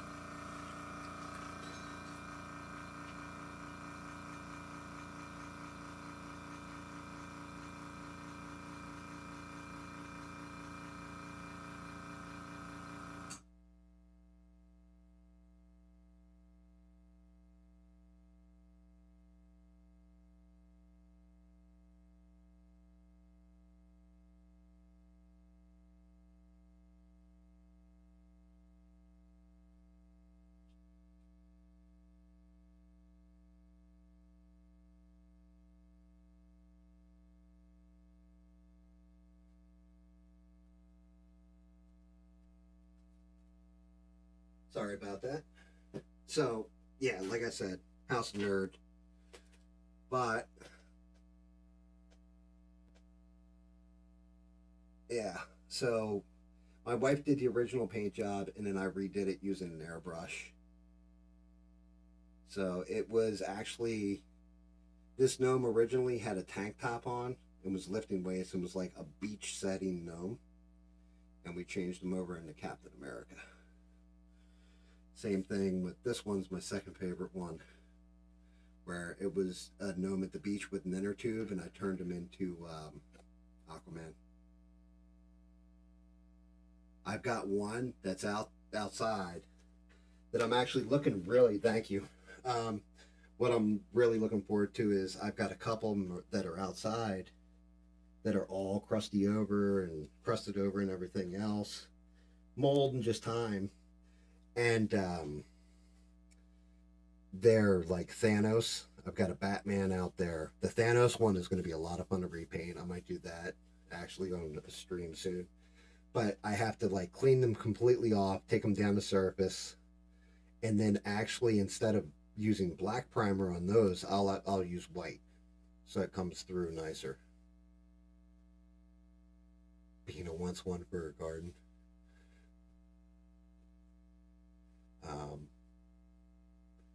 Yeah, that's nice, bro. Thank you. The finish on them came out better than expected, but that one, I instead of freehanding, it was a lot of taping and then airbrushing, taping and airbrushing, taping and airbrushing. It takes quite a bit. I mean, I'd taken pictures all through the different stages of redoing them. They're fun though. All right, let's see. Buddy Christ is ready to go. He's dry. Let's get rid of my Indiana Jones idol. That one's going to actually be cool. I mean, it's going to be a simple one. This one I'll probably airbrush, not hand paint, because I can just hit them with gold.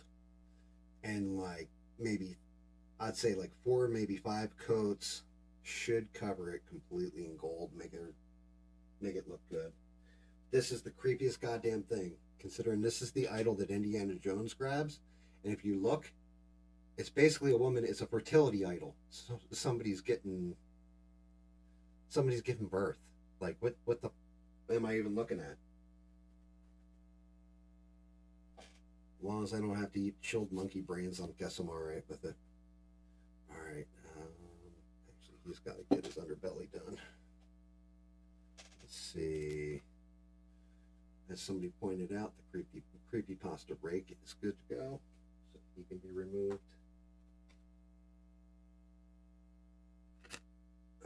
Mini Mothman is still wet. So is he a fairy or a pixie? I think they got it listed as a fairy. Do I sell them? I do not. I give them away as gifts. I did a Mongolian death worm, and actually what I used was a model from Dungeons and Dragons purple worm. And then I changed it to the actual color scheme of what the Mongolian death worm should be and everything else. And that went up on Reddit, and somebody offered me $150 in a post or in a DM to make them one. And I was like, nah, I can't. I make them for my wife. Like, there's specific gifts for my wife, for my kids, stuff like that, because they appreciate it. I mean, I don't know if you caught the beginning of the stream. I was kind of explaining. You'll notice I use my right a lot because my left doesn't really work all that great.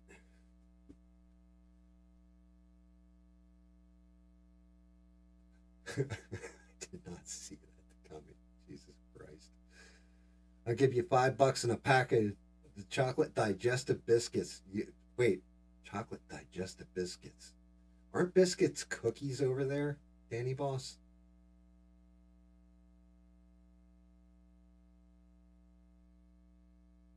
Statue reminds me of the governor of South Dakota for some reason. Bina, talking about your unexpected. Just catching up. Hey, my buddy Matty. Smurf. What's going on, brother? How are you?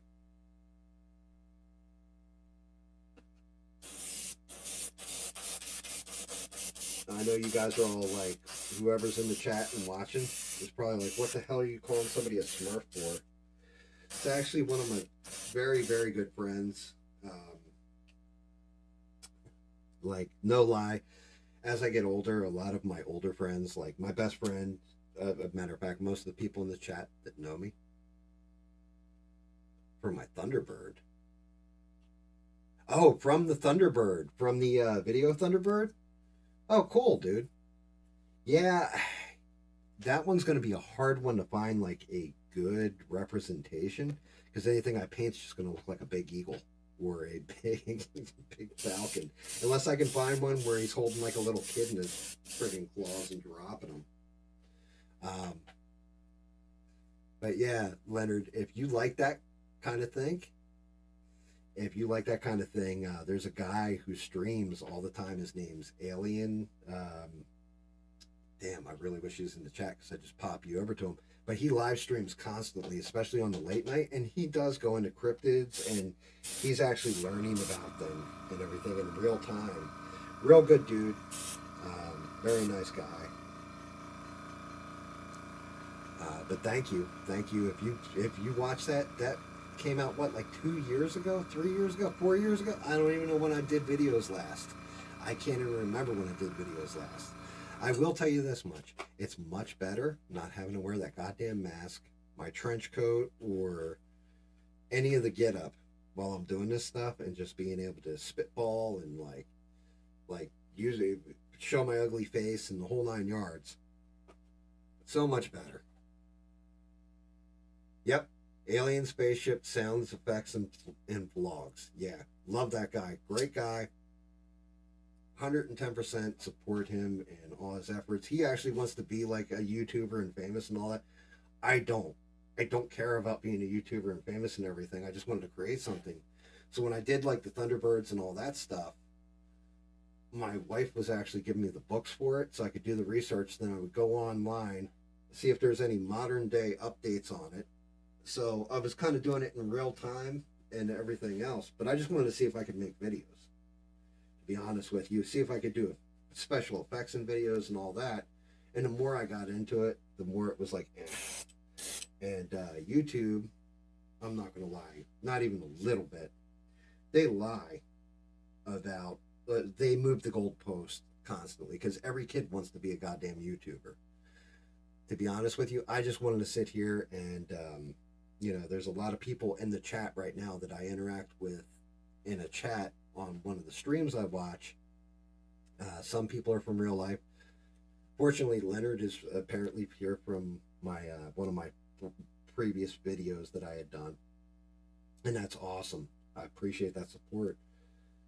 But I really did it just so I could BS with people.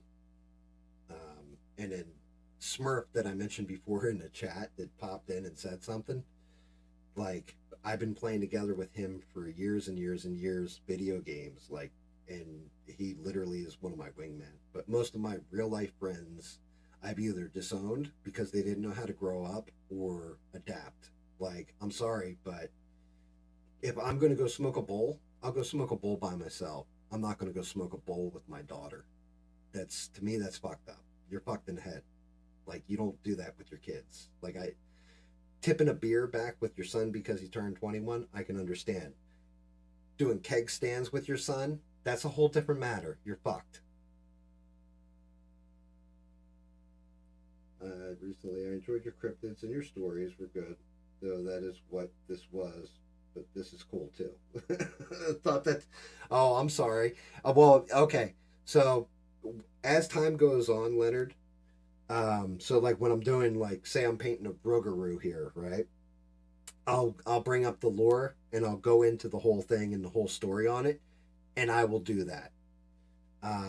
Tonight was just literally a test fire to see if I could even stream and make this work.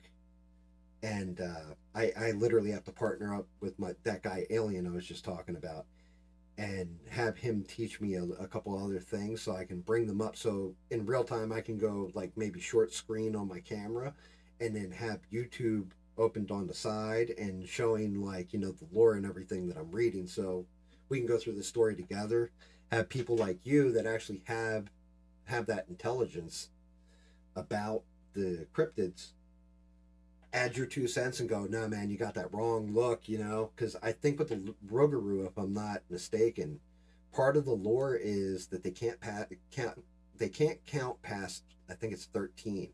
So people would carry 14 coins in their pocket, throw it on the ground. They'd stop and be like almost like OCD, have to sit there and count those coins, and they kept getting to 13 but couldn't count to 14, so they'd start over again. And they would do that to distract them until, if I'm remembering correctly, till the sun came out. Which one, Bina? Which one did you want to say?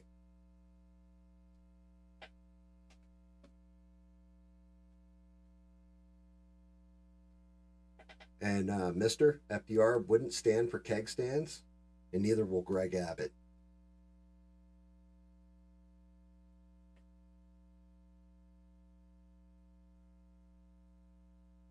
Bring a Quinn purse with me like I'm an elf, as long as you bring some Limbus too.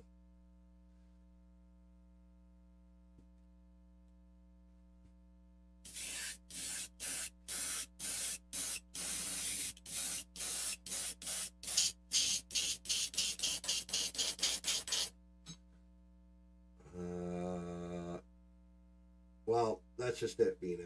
Right now, they're just getting blackened, so the details are going to be kind of lost on them. Won't be till I'm actually painting.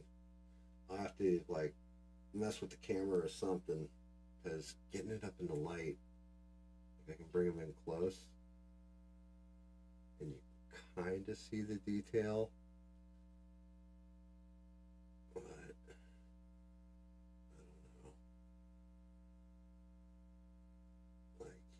there is a ton of detail on them.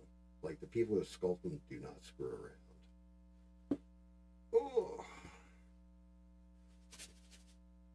Let's see, Minotaur. Where are you looking? Get your undercarriage. Let's see if I can get them in beans. I'm gonna do this. Is this better? Worse. Oh, goddamn.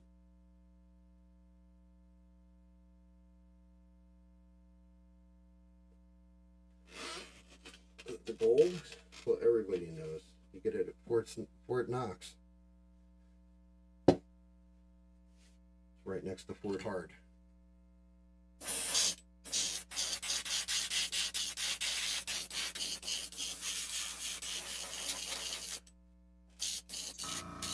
Yeah, I agree, Dina. I mean, the way I've got this thing set up,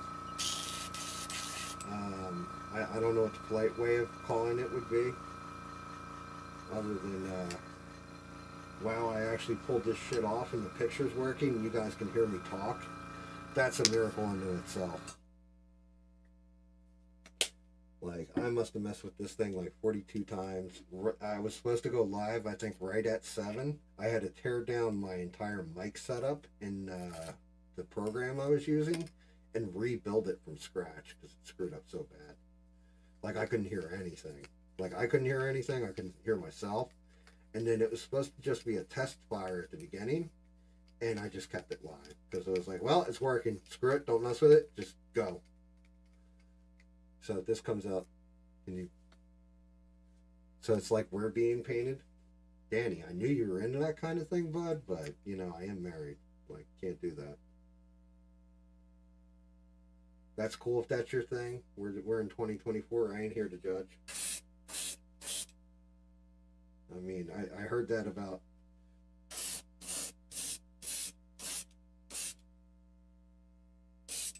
But yeah.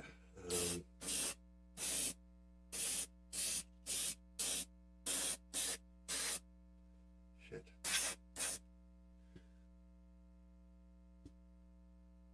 Video and all... is the video quality actually good?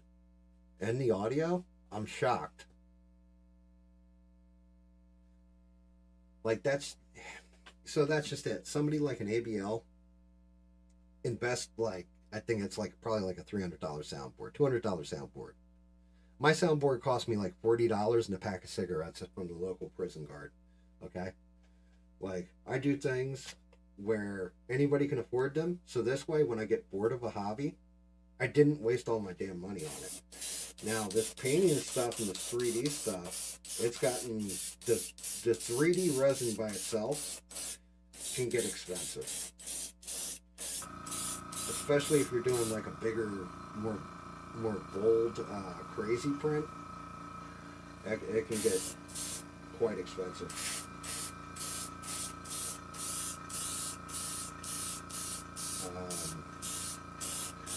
I mean, different people though hit me like you're one of the French girls. Jesus Christ. Only if you let me hold you by the waist, Danny, and shout, I'm on top of the world.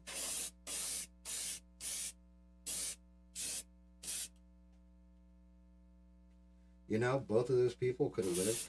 Like, I can't believe she killed DiCaprio in that movie.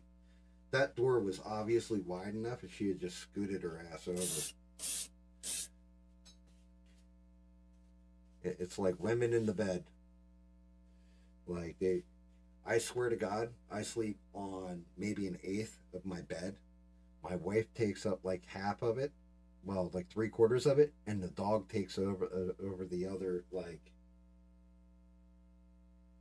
chunk of it, and I have like this little corner bed, like it's like this big. I sleep on. I just turn sideways, try not to fall off in the middle of the night.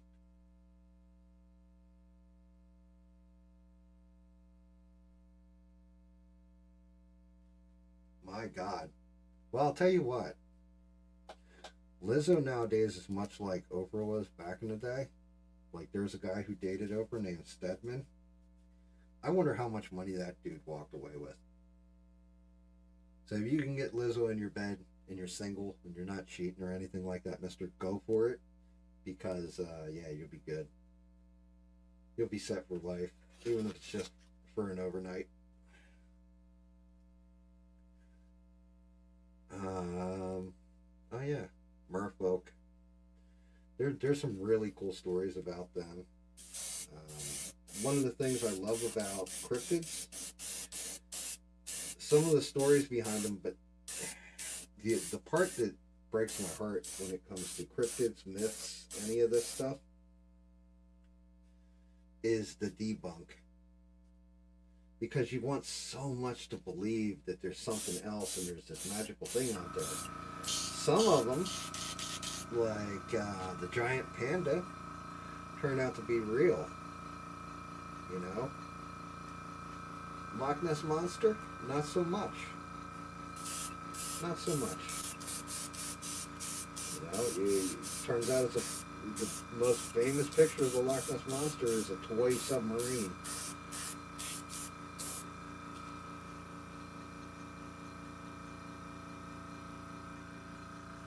Yeah, well, if Oprah's in the closet, who cares? How much money did she make? Hurry up so we can stream what? Moria? Oh, God.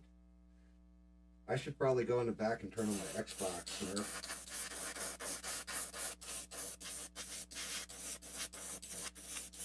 Smurf and I play through a lot of survival adventure games. Currently, we're working on one that is called Mines of Moria, or not, Return to Moria, Lord of the Rings Return to Moria, where you're the dwarves and you're trapped in the mines of Moria, and you Khazad Dûm, and you've got to retake it basically for the dwarves. Well, we played through this one game called Green Hell, and my God, it was hysterical because there's these tribe guys and they're all like South American tribal cannibals and all this, and you're sitting there fighting them or what have you, and we'd sneak up with like a bow and arrow, and all you'd hear is like them singing and chanting like away, away, away, away, and then out of nowhere I'd just go, my, what a lovely singing voice, and shoot one in the head with an arrow. We had so many people watching us laughing with them, and like they wore cod pieces that were rhino horns, and yeah, I used to call them the rhino penis people. All right, so far we're looking good in black.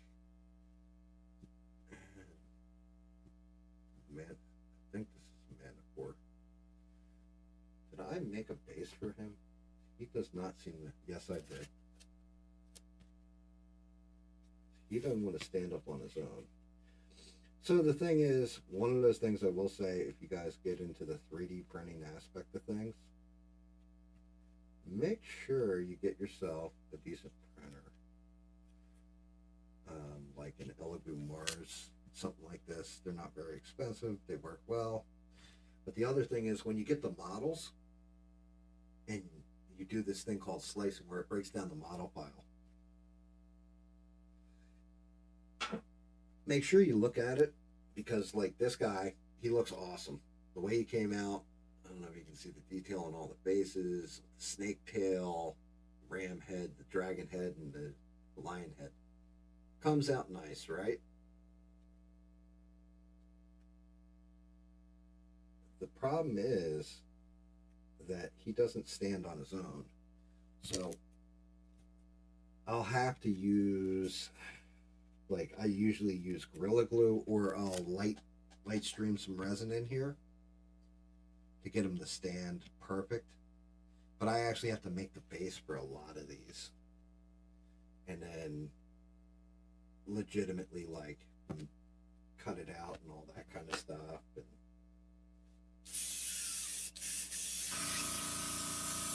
but it's cool because then I can break the base free, paint it off with, like, matter of fact, my wife got me this thing called a flock gun. So it's going to be interesting adding details into the ground and stuff like that. Like, I have an int that I just printed out for my son because he's hardcore on Lord of the Rings. So if I can get the block gun to work right, it'll be neat putting like moss details on him. Bend the ball over, dude. We'll just paint one side and then the other. Work on narrow sleepy.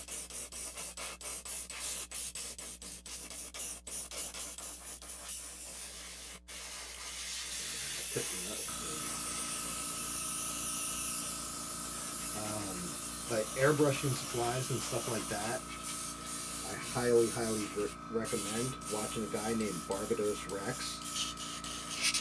Older dude from New York. He goes in pretty hard in detail. I think he actually collects airbrushes, but he'll tell you, like, that's where I got this airbrush from. I actually got two of them. They're like $40 each. They're Neo Deco. Not very expensive. I got them when they first came out. The only issue I have is with the red one in particular, because they painted, as Devin likes to call it, the bowl piece. They painted it red.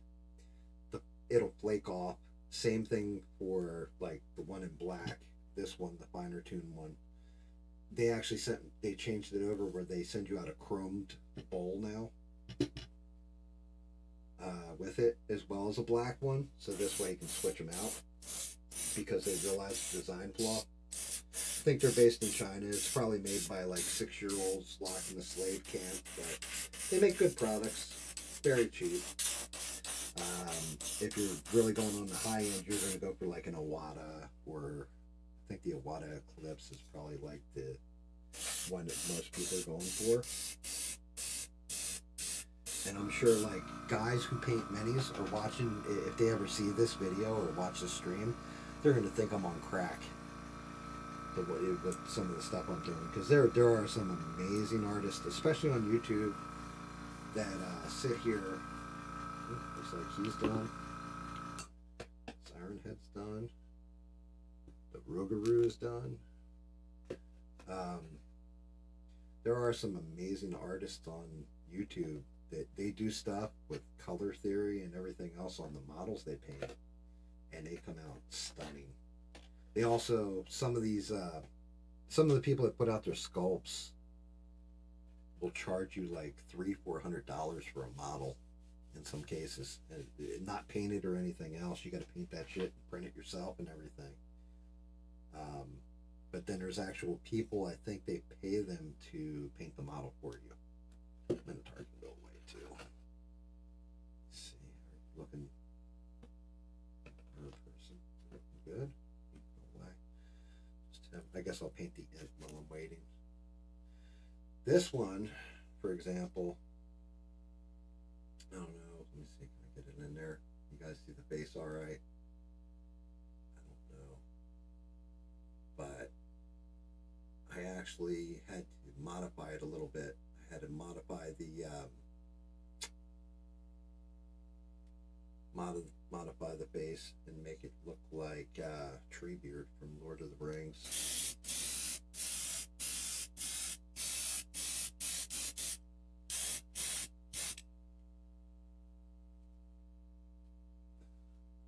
This poor Hulk in the background too.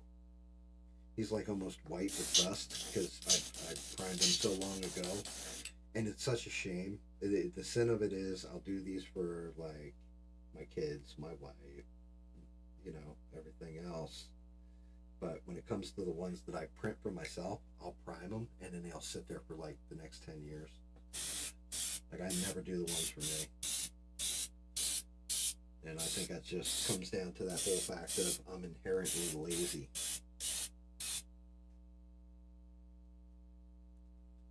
I really am. I think my wife said it best. Her birthday could be tomorrow, and I'll be like, I'll have the entire year, and I'll go get her gift the day before, or I'll paint her model the day before, and be like, here you go. Came out kind of the way I wanted, but, you know, I was in a rush. And it's just like, yeah, well, if you weren't such a lazy bastard, could have been done a while ago. That's entertainment. Damn, mister, you missed a whole opportunity there to make a wood joke. Slacking. Poor Smurf. He's jonesing at the bit because he started that playthrough that game together. But yeah, Smurf is definitely one of those people I've met online that I trust implicitly. He's my brother.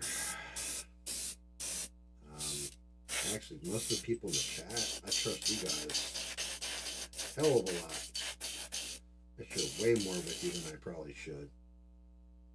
Like,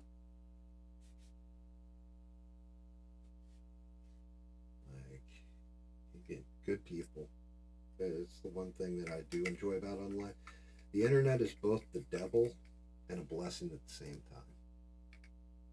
I've met some really great people, and then I've met some complete shitbags.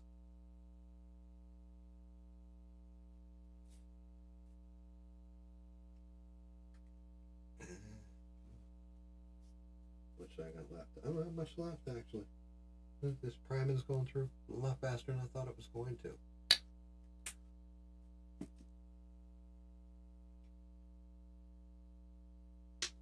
So come on, guys. What do you want to talk about? You want to talk about wrestling? You want to talk about weird shit? You want to talk about movies? Anybody see the new Aliens?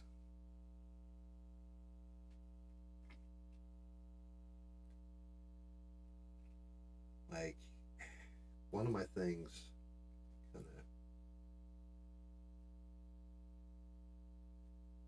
yeah.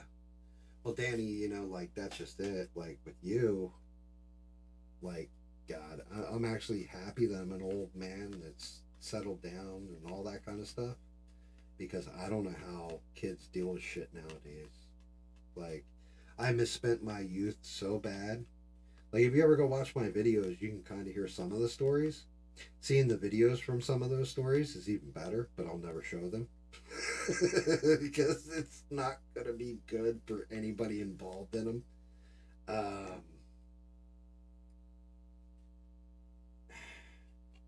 But, I mean, you're at a time in your country in particular where things are, you guys are legit losing your national identity to a foreign entity, and that's terrifying. Like, look, we may have a screwed up southern border and people streaming across and all this kind of thing. You can say whatever. Americans are still assholes, like, at heart. We're still the same people.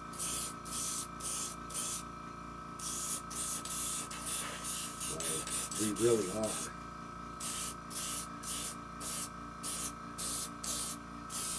I just think some of us have become way more sensitive than we need to be. Like, I don't know. Maybe it's just me. Maybe it's because of the generation I was raised in, where I look at my dad's generation. They had Vietnam, stuff like this. Man, that's a hell of a time to be alive. I look at my grandfather's generation. He fought over in World War II. He was actually in the Pacific Theater because they wouldn't let a Polak go back to Poland with everything going on with the flag waving people. Oh, that's actually, I haven't decided if I want to make it a Bigfoot or a Yeti yet. Damn.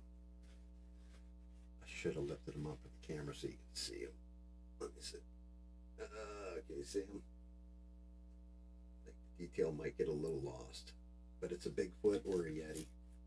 I'm thinking I'm going to go with Bigfoot. The Yetis usually have the cranium a little bit more exposed whenever you look at them.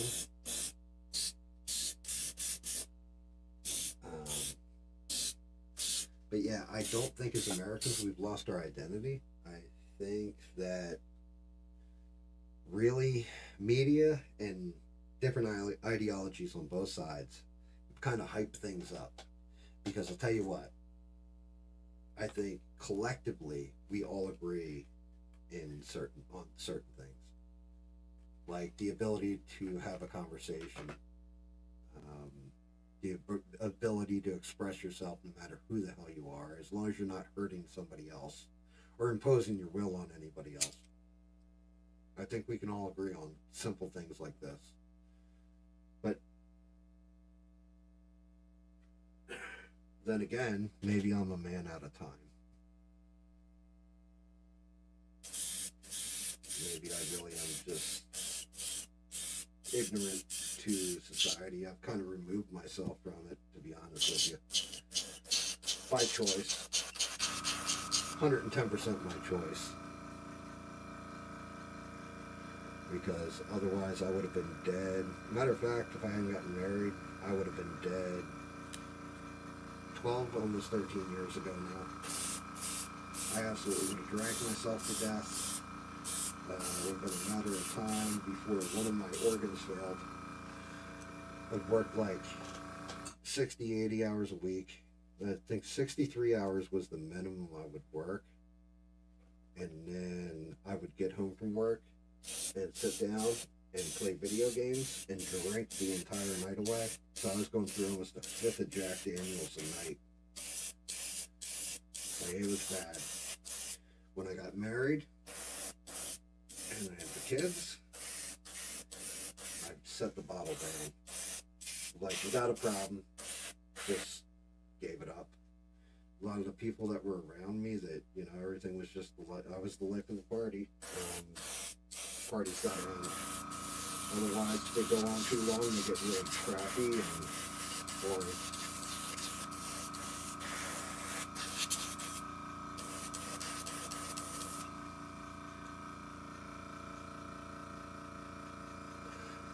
Or Orang Pendic. Yeah, you know what? That's not a bad call. I'll have to look up pictures of it and see if I can color match it. But yeah, that's actually not a bad call now that I'm looking at that sculpt. Thank you, Leonard. That was actually a good call out, bro.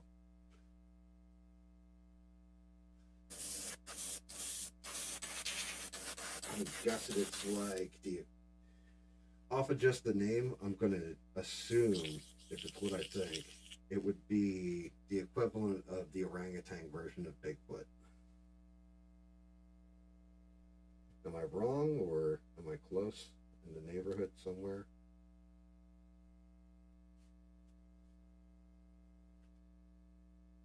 Hey now. Look, at worst case, mister, you just get a pair of popsicle sticks, a couple hair ties or rubber bands, maybe even like a twist tie from the bread bag, and use that in a pinch, okay? Just gonna say. Danny Boss, I'm training for war. If I survive the war, I will live the rest of my days an alcoholic. Not a good way to live.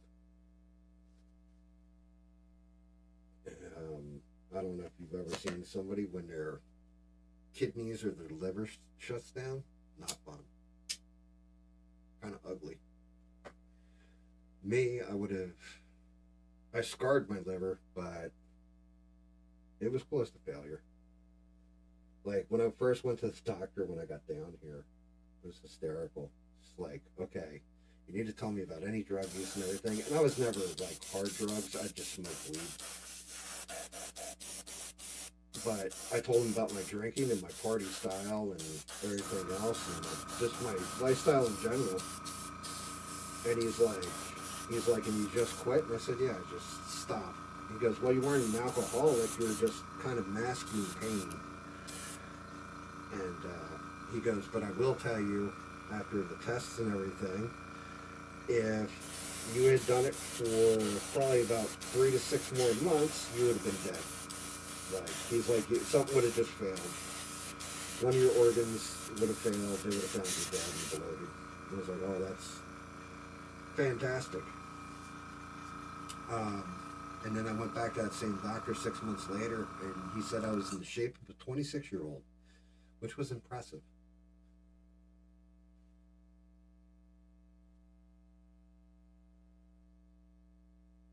Orangish. Okay, I got you. I kind of have that color scheme in my head of what you're talking about, Leonard, and I think I can pull that off. I think I would use like a muted, like maybe a brown with a high orange mixed in, maybe a little bit red in the highlights should pull that color, I would think. Oh, liverwurst? What the hell's wrong with you, mister? 26-year-olds. I keep getting older, they just stay the same age. All right, all right, all right.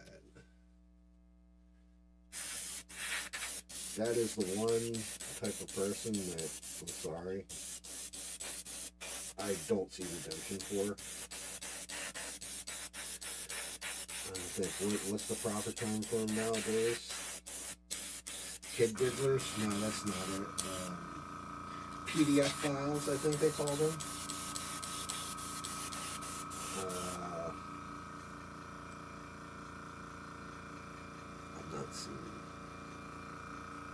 I've not seen liver shut down, but I have a friend that was in war. Yeah, dude, you're not wrong. So, my wife and I met in kindergarten, legitimately. She moved into my town in kindergarten. We dated. She always had a thing for me, but we didn't date until like 8th grade. And then we split up, went our separate ways. She actually went the military route, and she was a medic. And yeah, it changed her. There's scars that I can't erase. Anybody that's seen wartime, you're not going to be able to erase those scars. You can just sit there and kind of nod your head politely and not understand completely what they're going through. The only thing you can do is be there for them. Symmetry and Bigfoot orange is a good way to put it. Okay, I got you. I follow. Gotcha. That's a good call, Leonard. Yeah, I mean, I've had friends that went away, went in the military, and they got broken down and rebuilt. I've also had friends that came back a lot crazier than they were and a lot more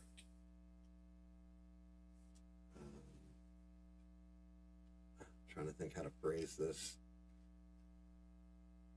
Fearless. I guess that'd be the way to phrase it. Like they just didn't care.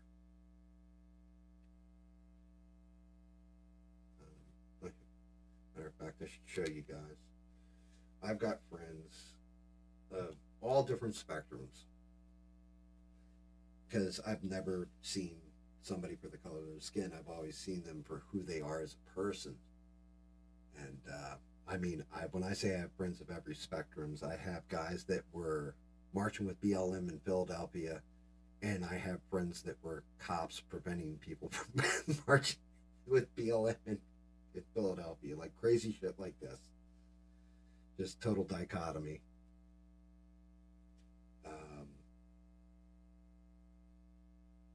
Yeah, I think you might be on the spectrum. Good old Bina.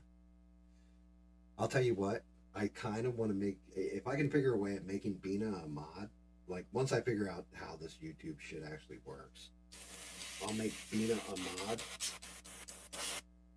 Not even so she can moderate chat or anything, because honestly, unless you're in my chat yelling like words that you should not be yelling, or typing words that you should not be typing, I'm not really going to come down on you. You're a grown person, more than likely. I made sure I put the stream as not for kids, specifically because I didn't want children watching it and hearing my language. So I figure if everybody's adults doing adult things, be an adult, and you can monitor yourself. But I would make Bina a mod just because she's one of the greatest mods ever. She really is. I don't think, yeah. A wrench winch. That's a good way of putting it.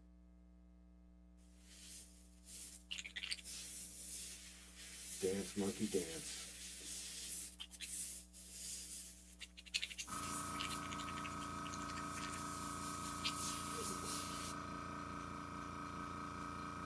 I'm pretty sure God decides who the mods can be. I don't know. I just think that reality of it is, I think most mods, this shit shot right here, it's gonna get cleaned. I can't get it blown through. I think I've seen some really good mods. Sheree actually is a pretty good mod. She's even-handed with it. She pays attention to the chat. She's very friendly, very engaging. I think there's good mods, and then I've seen some absolute ass clowns that were mods that, like, you gave them a little bit of power and they took the whole damn thing and kind of ruined the stream and all that kind of stuff. Bina's always been that mod that was always even-handed, let even the people she didn't like say their piece, even if she didn't agree with it. I trust her.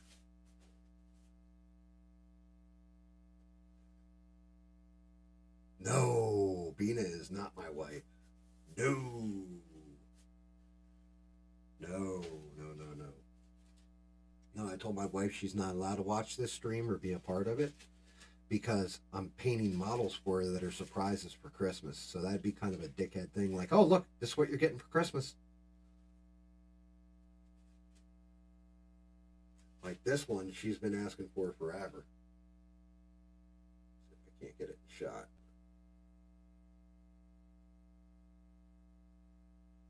Kappa.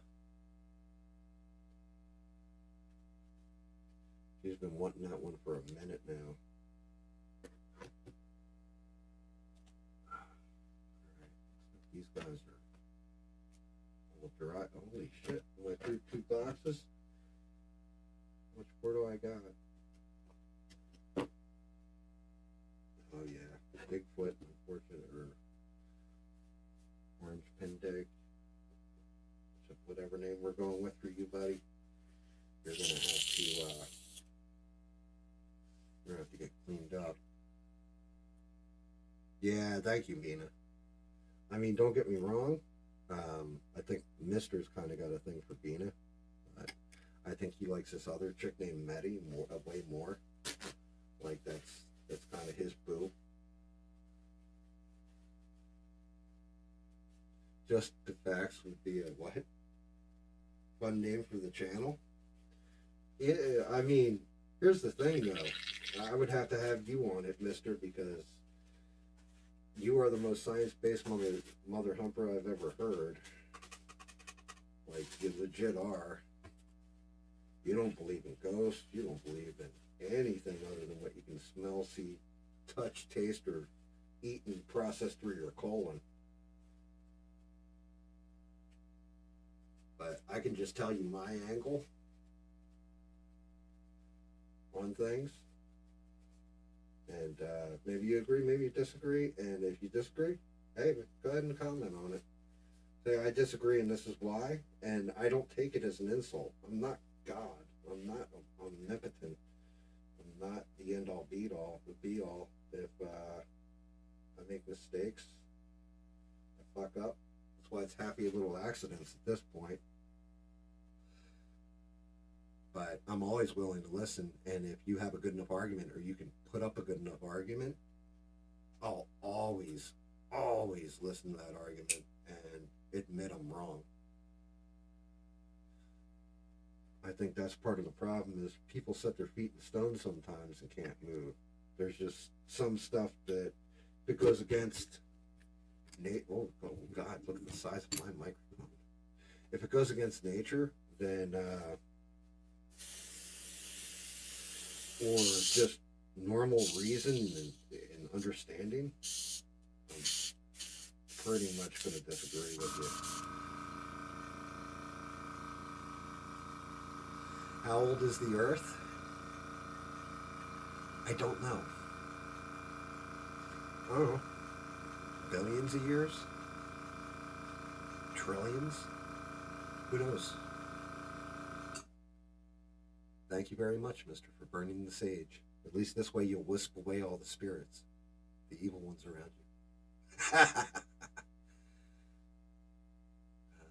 Well, it's not a globe for starters. God damn it, you and that flat earth shit.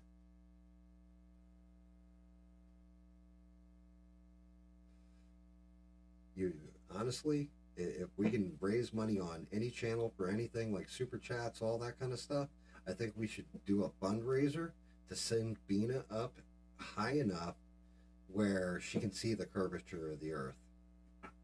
Like maybe get her in like a jet fighter, or even better, a stealth bomber, like in the co-pilot seat, like the gunner seat. Get her up high enough where she can actually see how the earth curves. It's a globe. It's round. It's just vast.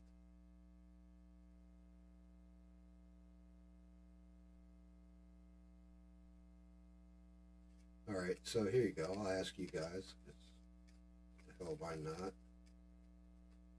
Who's your favorite supervillain? And why?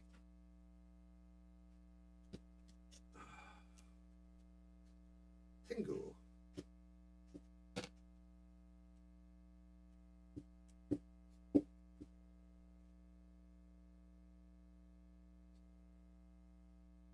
What proof do I have? Observation of other planets and moons in our solar system. You're going to tell me Earth is the only thing that's flat? Even the ancient, like they always say, all people were afraid to sail to the east because they were afraid they'd sail off the map and into the sea or whatever. No, they knew that shit was round back then too. Because when you're out on the ocean, you can see the curvature as well if you're out deep enough.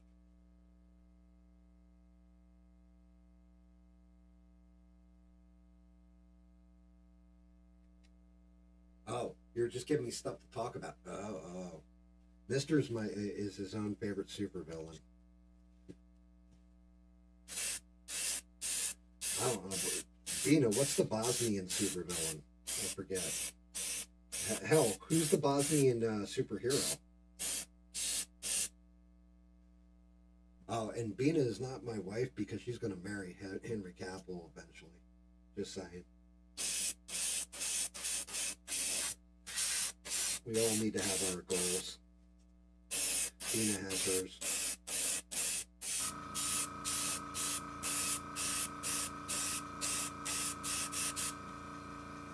I think vodka's the answer to both.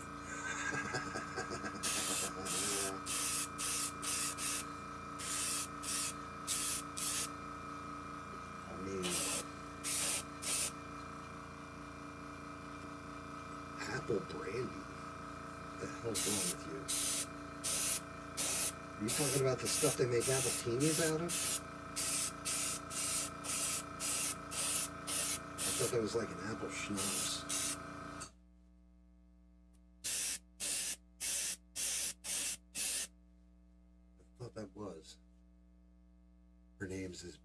super Bosnian. Nice. Nice. I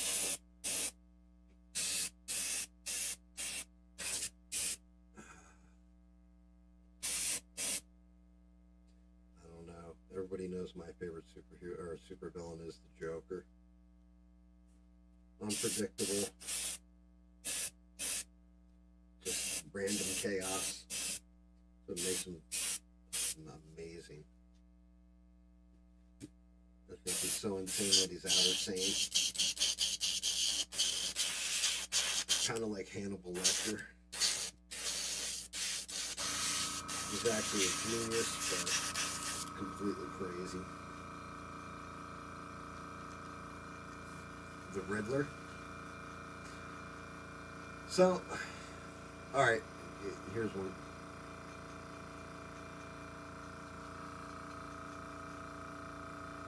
Yeah, the Joker is not obsessed with world domination. As a matter of fact, he's not obsessed with conquering anything other than Batman. And to be honest with you, I really think all he wants is Batman to see shit from his perspective. Everything, right down to the killing joke. The Joker, his whole thing has always been, I'm going to get you to kill me. I'm going to get you to break your one rule. He just wanted to bring other people into the chaos with him. Because the thing about chaos is, well, it's fair.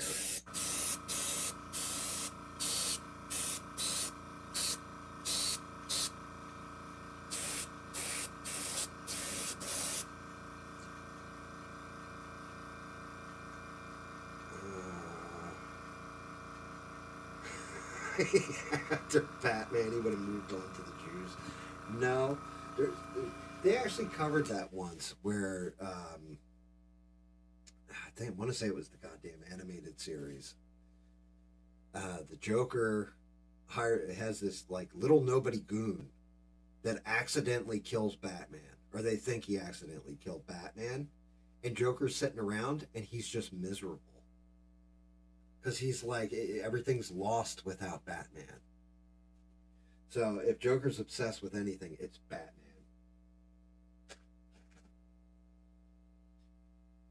There we go. A little leprechaun. With a pint. And a what the hell's that thing called? Is it a shillelagh? Is that what that's called? A cane? I think that's what it's called.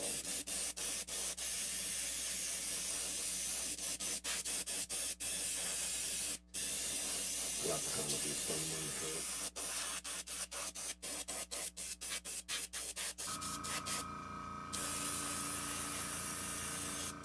But yeah, I'm shocked nobody has like my favorite off-brand villains.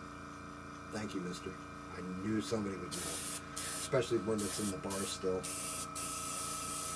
Probably a lot of Irish bars.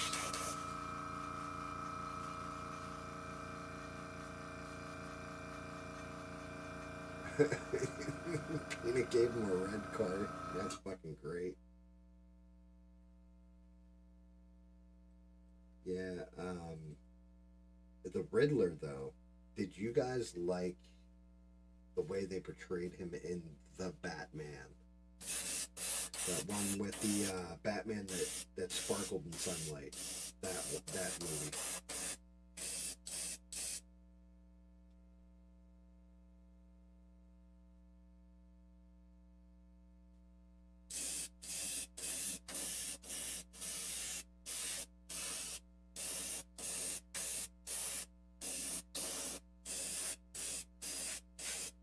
I mean, I could not.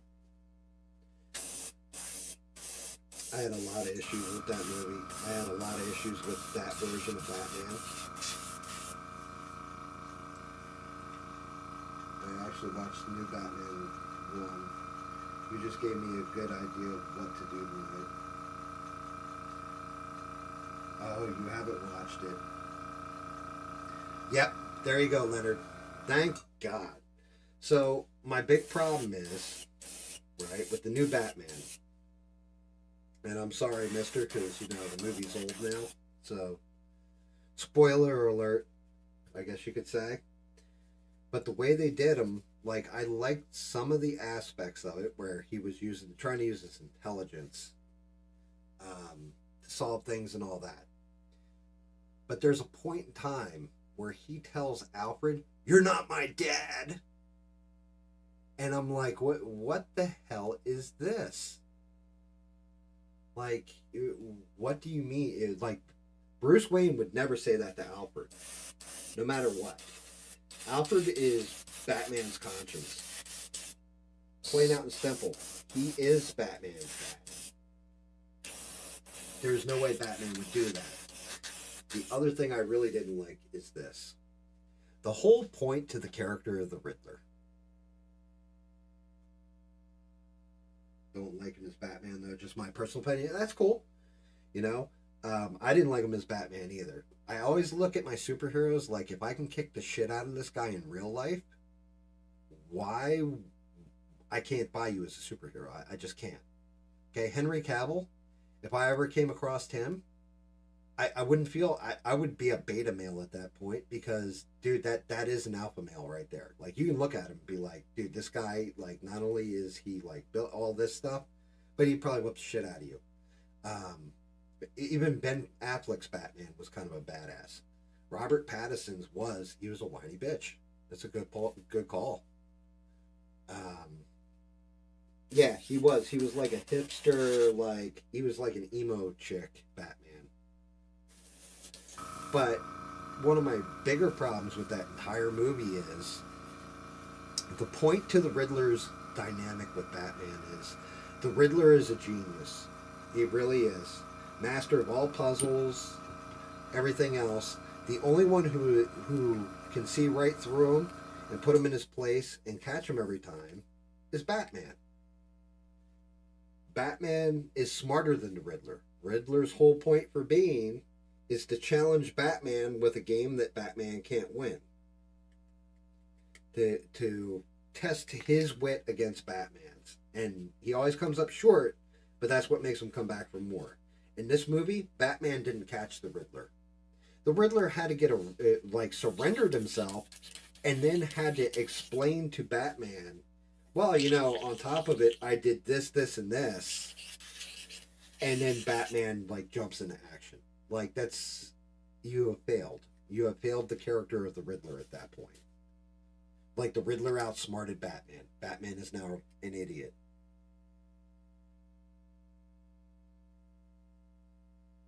Oh yeah, dude. Val Kilmer as Doc Holliday. I don't know who's more iconic in their role. Kurt Russell as Wyatt Earp. Actually, tell you the truth, you can't even the entire cast. Michael Biehn was amazing in that movie. Everybody that's in that movie is amazing. Kurt Russell as Wyatt Earp really nailed the feeling of Wyatt Earp. But yeah, Val Kilmer really did redeem himself as Doc Holliday. Even though Doc Holliday, in reality, was never known as one of the fastest guns in the West. He was just known as one of the most violent guns in the West. And very smart. Because Doc Holliday was a dentist. When he was actually a doctor in. He was a dentist. But yeah, Doc Holliday, he wasn't as quick on the draw as Johnny Ringo and all that stuff they show in Tombstone. But Val Kilmer made that role his. There's nobody else you can see as Doc Holliday and be like, oh yeah, that was a better version. Oh God.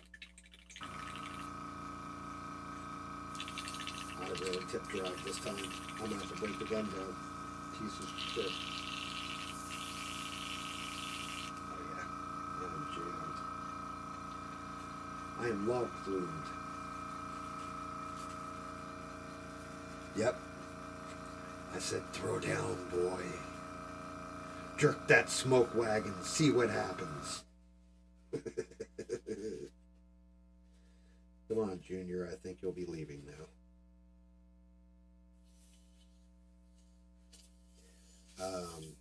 Cowboy movies, one of the other really good portrayals, and I can't remember the actor's name for the life of me right now, but he was in Deadwood, and he played Wild Bill Hickok. What's his name? He hung himself. His dad hung himself by accident. Well, on purpose, but on accident. His dad was in Kill Bill. What the hell is the actor's name?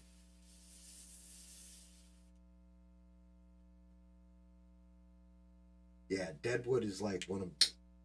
So there's certain shows that you can watch again and again and again. Deadwood, when they did the movie, I could watch that show again and again and again. And the only reason why is because the series had no ending. They just like ended it abruptly.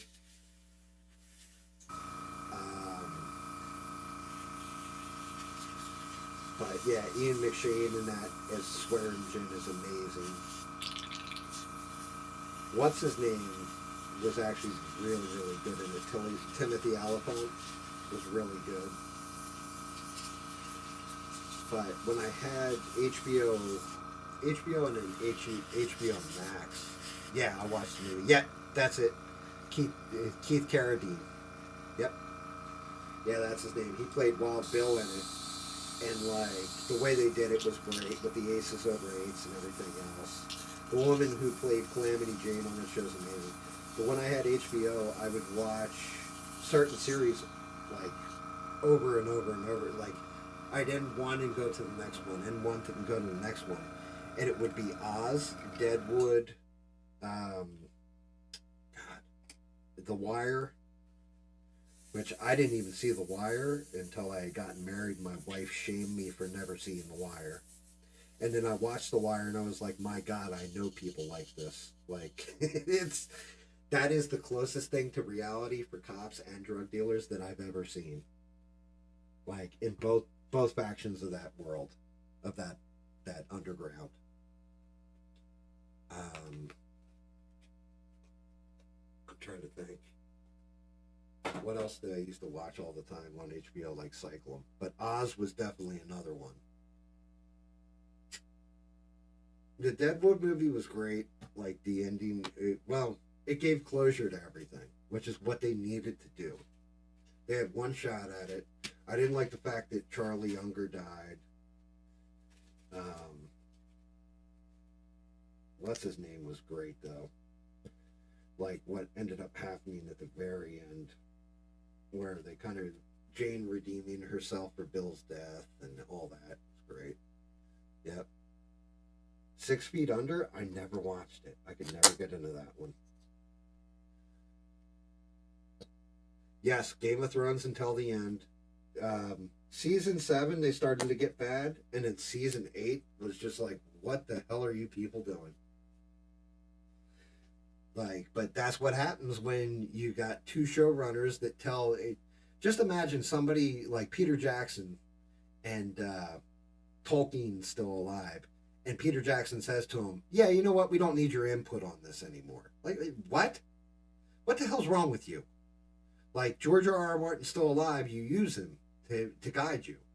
He knows what's supposed to happen at the end. Although I don't think we'll ever see him write the last two books in the series. I don't think they're ever coming out. Battlestar Galactica I liked. The newer version, the ending was it like lacking. Like they had a good shock factor in there and a good surprise, but I feel like Battlestar could have ended better.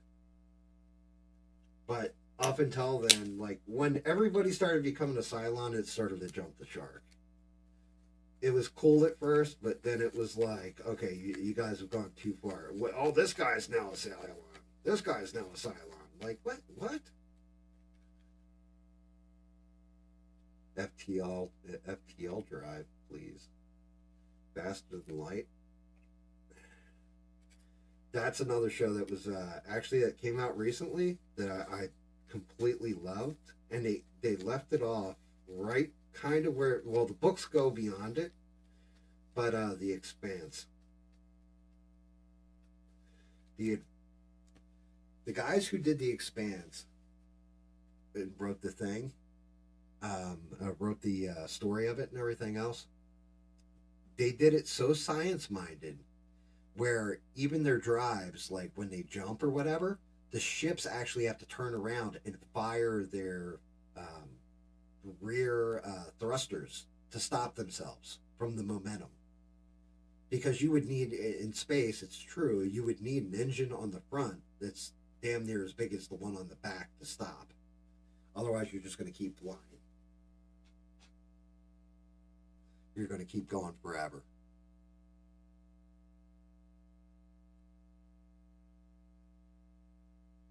But yeah, The Expanse is definitely another one.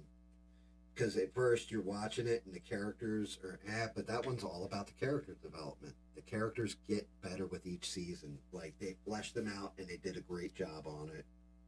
And even the way it ends, there's actually a time jump. I want to say it's like 20 years in the book before they go to the next part of it. It's pretty much how the book ends. There was some stuff that was missing, but they did a good job with that. Oz, I'll never forget that show. That's J.K. Simmons was just pure evil on that show. Come on. Don't make me tear it down.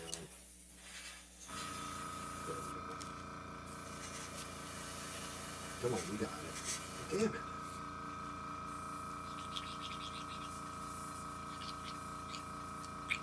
Oh yeah, I'm tip dry bad. I'm gonna have to clean the whole damn brush.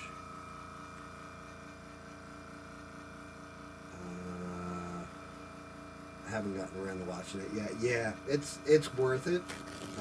It's worth it to watch it.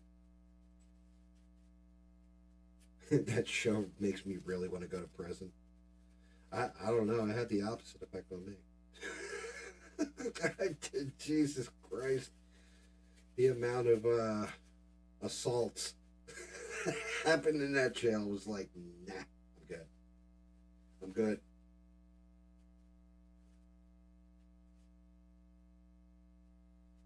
Do you need oxygen for an engine to work?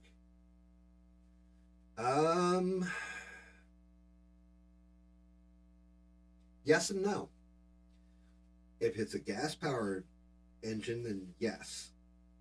If it is an electrical coil-induced engine, I would think not.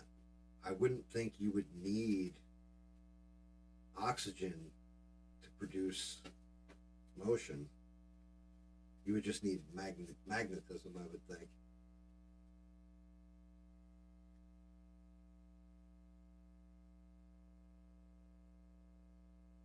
Jesus, is that true? Bologna that's the highest consumption of it? Oh yeah, dude. Firefly was a great show, but you know what? In hindsight, maybe it's a good thing it got canceled. Because say it kept going and they ruined it. But yeah, what's his name? Nathan Fillion is still one of my favorites. He seems like a genuinely good person. It's kind of like Bruce Campbell. Like, he'd be one of those people that I would definitely love to just sit down and BS with. He seems like that guy that would be down to earth and chill, but funny at the same time.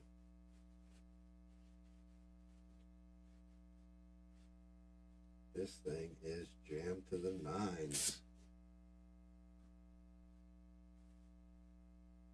Dude, I do think it's funny though. I'm sitting here looking at like the live stream or whatever.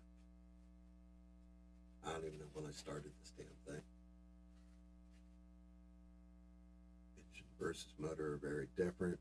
Yeah, but I mean, look, I know in particular, Beans, you are a Trekkie. Like, you're a pretty hard Trekkie. You're not Star Wars or Trek. Goddamn tip dry. Oh yeah. What did they use to power the ships in Trek? Do you remember?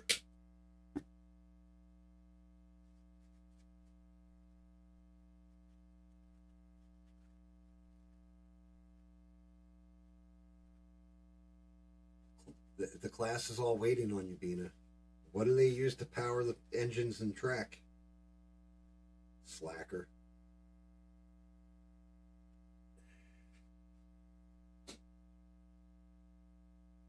What was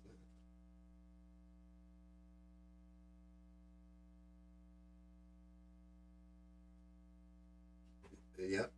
Actually, that's screwed up.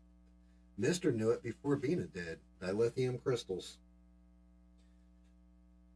Dilithium crystals in a reaction chamber.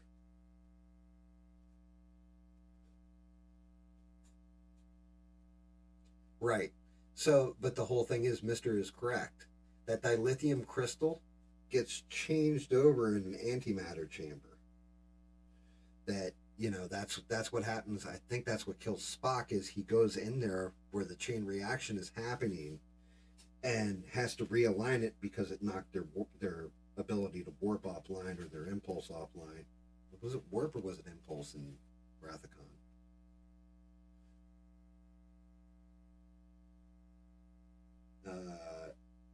Yeah, well, they would have to have different mechanisms. You're talking about the amount of power it would take to bend space time so that you could move it warp at like double the speed of light. That output, that power output, would have to be through the goddamn roof.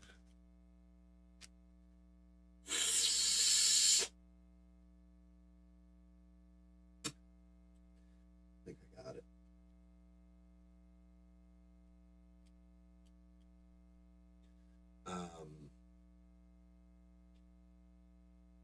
Yeah, one doesn't accelerate past the speed of light. That's correct. Yeah, that's impulse.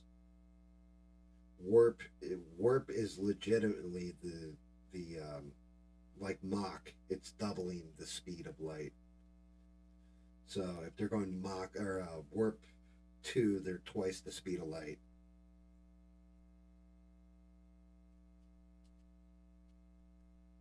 Right. Matter and antimatter collide and provide pure energy. And the lithium crystals is what breaks down and gives the energy. It's kind of like a uranium atom. A uranium atom. Come on, give me the word. I want to say degrading, but it's not degrading. It's, well, not unless there's women involved, and it's degrading a lot of the time. It's what the hell's it doing to it, Mister? Uranium atoms in nuclear reactors. I mean, most nuclear reactors, they're using different stuff now with the control rods and everything.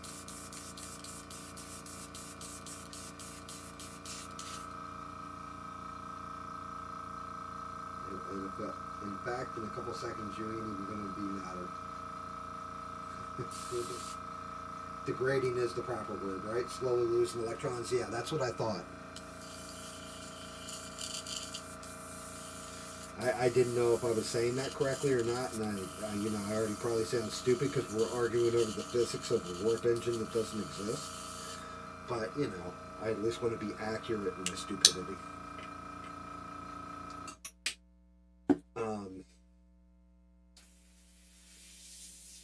Lord, that thing got funky like a monkey.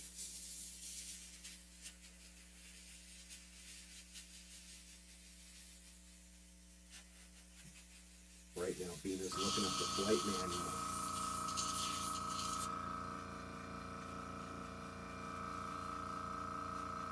Yeah, I mean,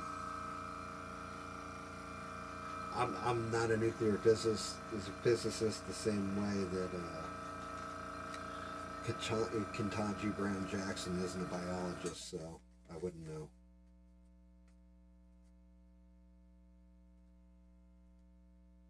Um, but yeah, Star Trek. Star Trek used to be great. They fucked that show up too. God, did they ruin Trek?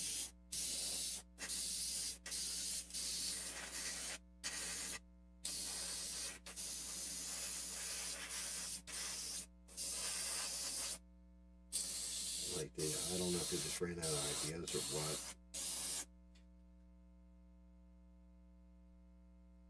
That's correct, because she wasn't a biologist.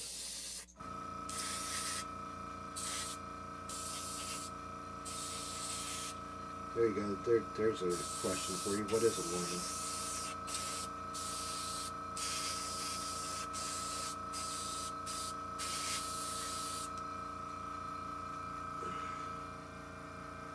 If you said an adult human female, you would be correct.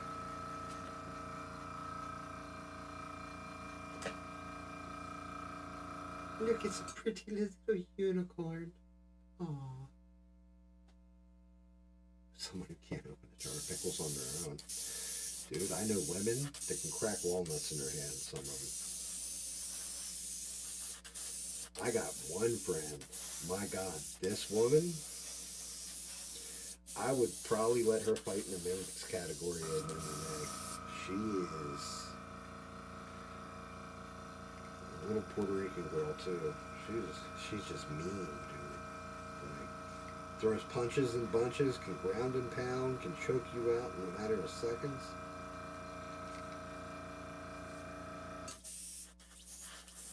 And yeah, she's into girls too. But, amazing fighter.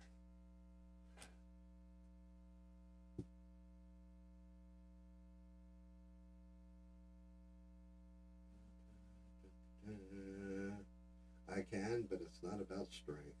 Not a full.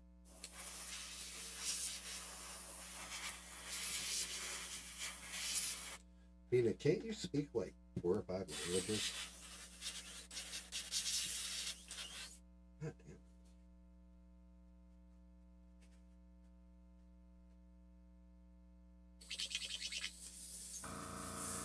damn. Yeah, no, this is a little different. I mean, she goes all in. She can fight anybody.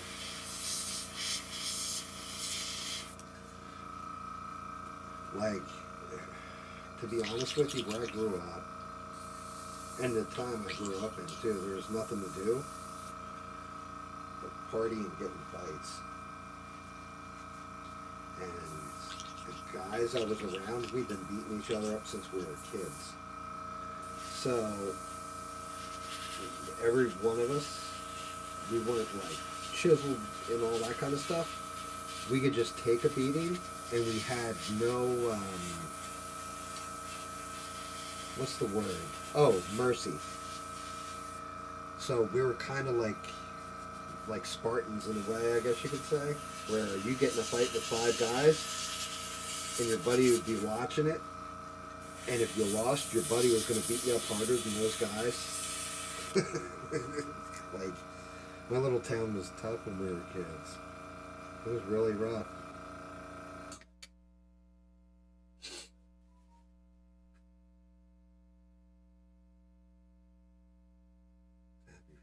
Oh my God. What the hell's wrong with you, Danny?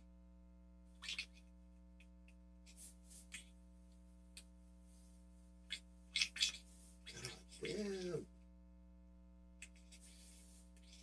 I am jammed somewhere in there bad. Look at this. My gun is blowing bubbles.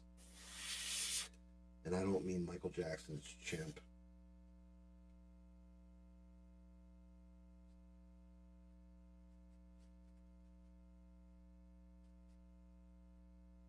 Wait. You need one of those fuzzy baby microphones to put next to my mouth? Am I like going in and out? Oh, yeah, okay. You want me to like get up nice and tight on it there? Really speak into the mic? Yeah, no kidding, mister. Cue the Captain America meme. I got that one. I understood that. Yeah, we're old. That's okay. As long as you're getting old with style, that's all.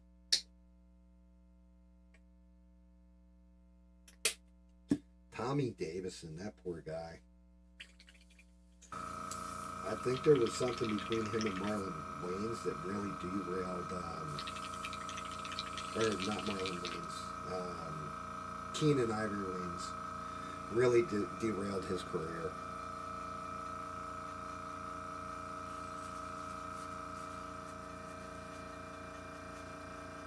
Oh, hold on, let me do that. Does that work better when I do that? Like the side of my head. I still got all my hair. See, look, ponytailed and everything.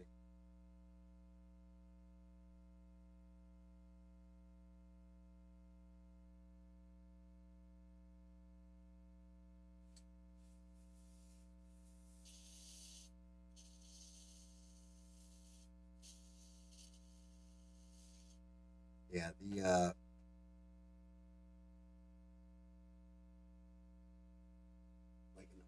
like an audio engineer, that's great. That's hysterical. Damn it. Shit, the hell is this? Nice hat, sir. What hat? That's my funky hair.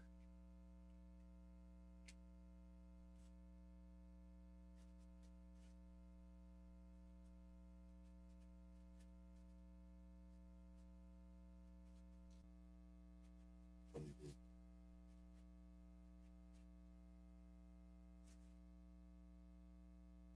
have I got going on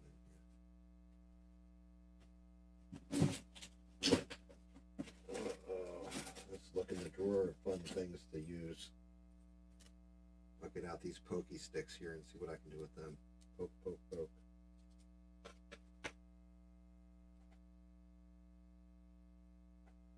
God damn it.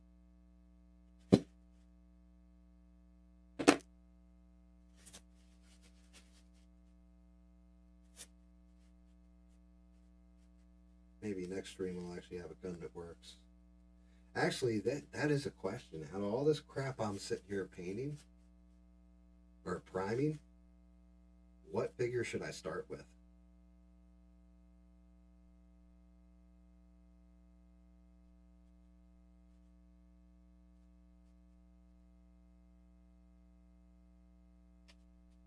That's the real question. I think maybe I'll start with the Pokemon.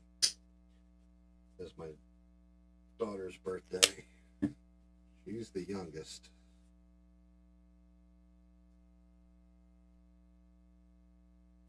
Mister, do you have any kids? I know Danny doesn't have any kids yet.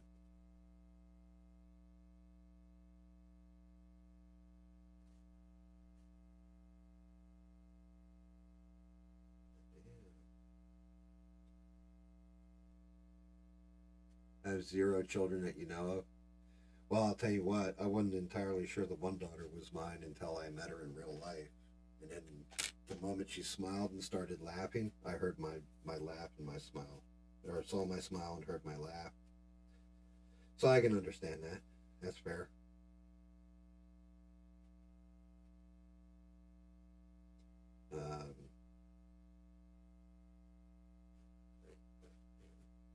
Well, I know Bina does. Bina's got like 4 or 5 kids.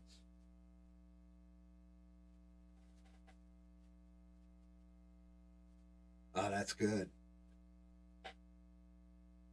Not in this country. Well, it's going to be harder to pin you down for child support, isn't it?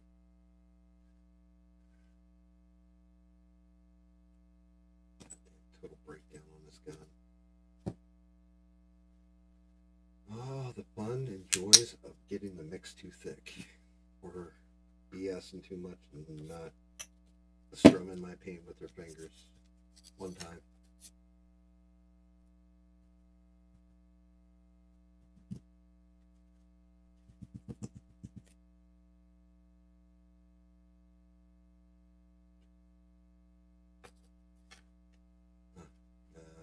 Law, unless you count fur babies. didn't, who was it in the damn chat that was like, yeah, I have no kids, I have no kids, I have no kids, and it was like, I have a 14-year-old, and I was like, what?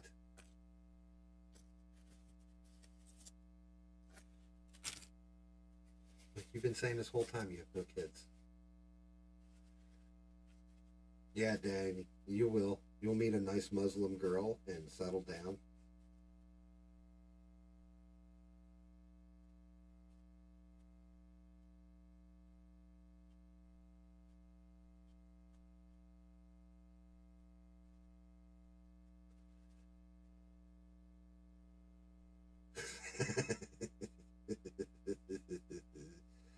I can imagine Danny converting. Oh my god, that would be great. It's all cleaned up. He'll do a good job as a father, Danny. Yeah, yep.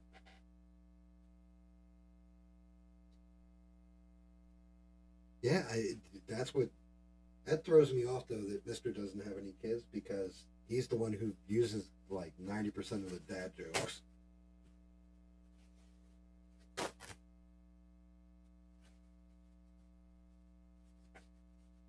Just he rattles that shit right off.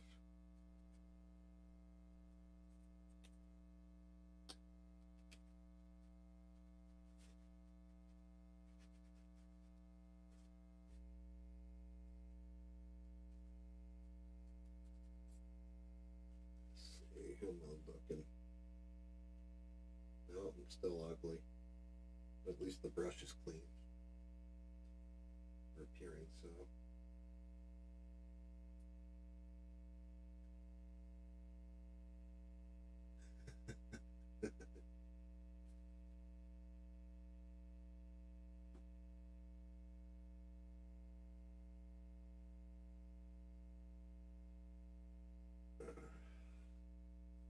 So nobody though, none of you guys are a fan of horror films, are you?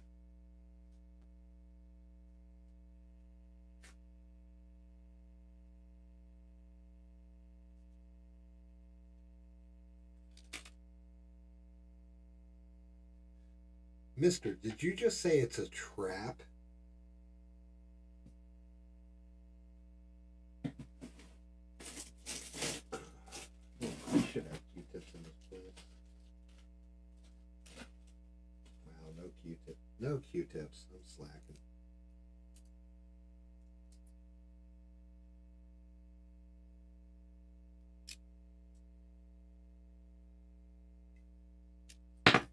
Ooh.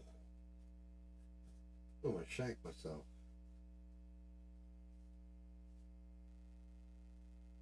Forgot how sharp that damn thing is.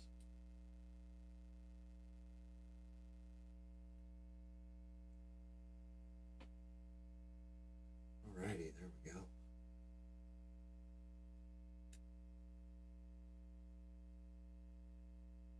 What medicine? Oh, this? Talking about this beans or this? They're empty. What these are for? You put poster glue on them, right? Or not poster glue. Poster, this shit. Poster putty. Poster tack. And then if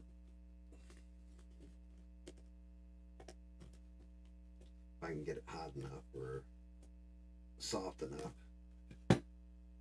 this way you have a handle so you can turn it, paint it, do whatever you need to do with it, and it breaks free without having a big issue. So no medicines. If anything, they're old expired empty bottles, and the labels, I think I've ripped most of them off.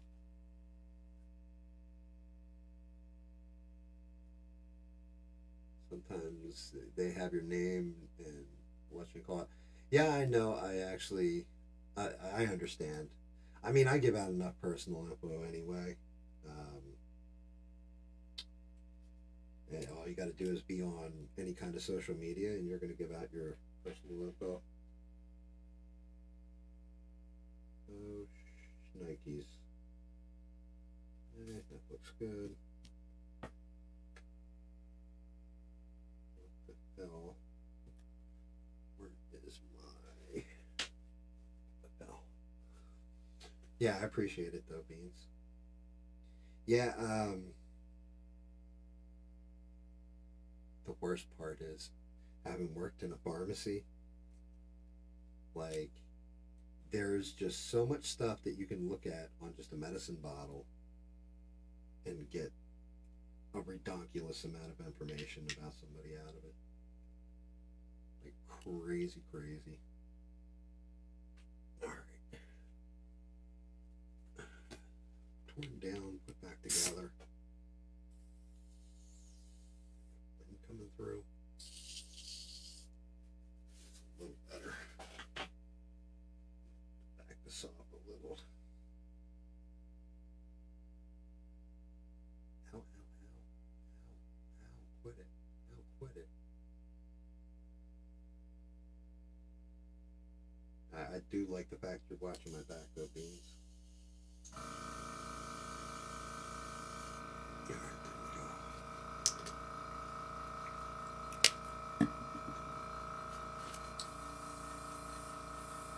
Oh yeah, I'm still jammed.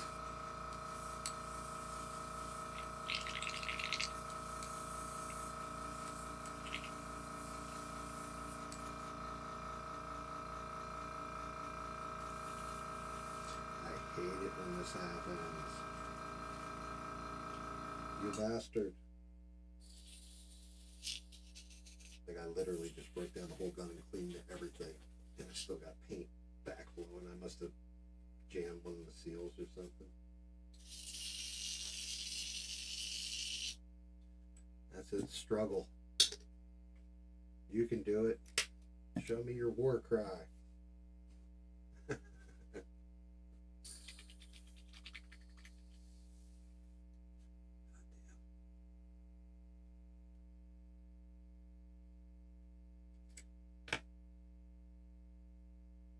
Name sounds.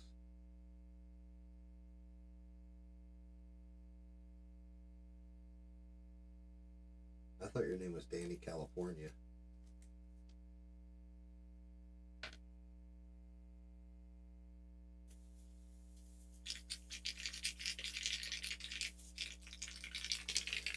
Most expensive bubble maker I've ever had.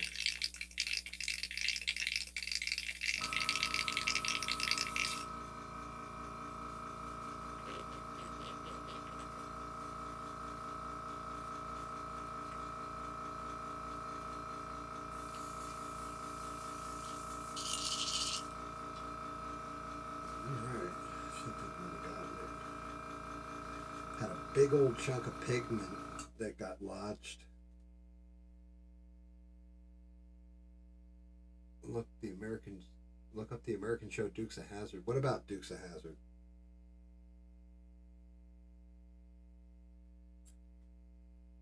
Roscoe P. Coltrane. Oh, Jesus Christ. Yep. Yep.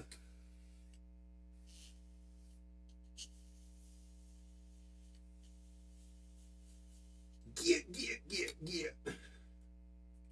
Gotta love Roscoe.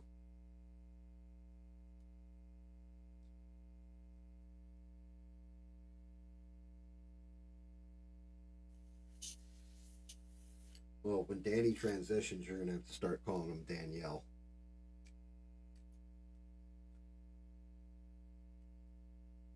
We know that's coming.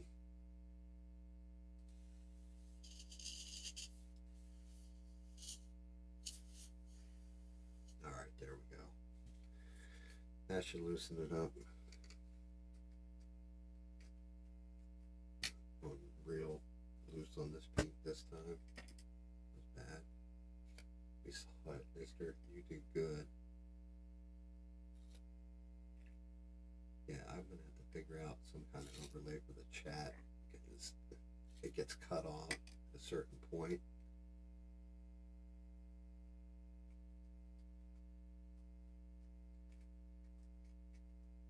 So here's the depressing part. I was supposed to do this yesterday because it's Thursday. I figure everybody's going to be busy and all that. Instead, we're doing this on a Friday. Did ABL actually stream last night?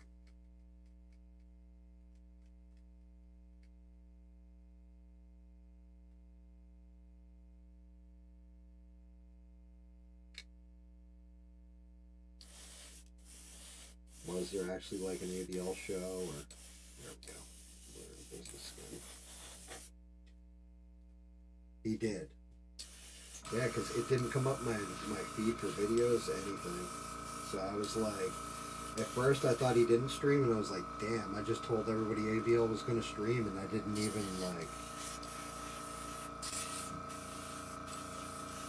he didn't even do it. Which was fine. I went and played Mario with my buddy Smurf. We racked it. We went and made it down to a certain part.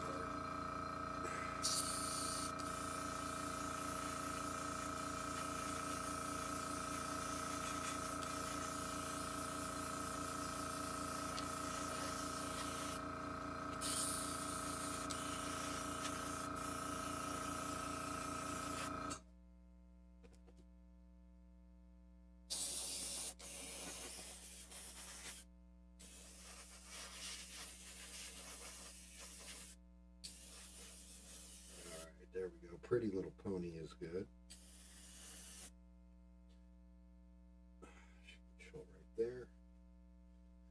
Holy shit, am I almost done? I think I might actually be almost done.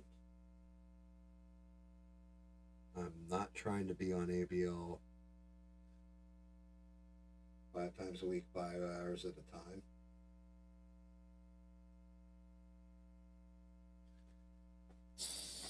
Which is weird, Bina, because you used to be on ABL constantly.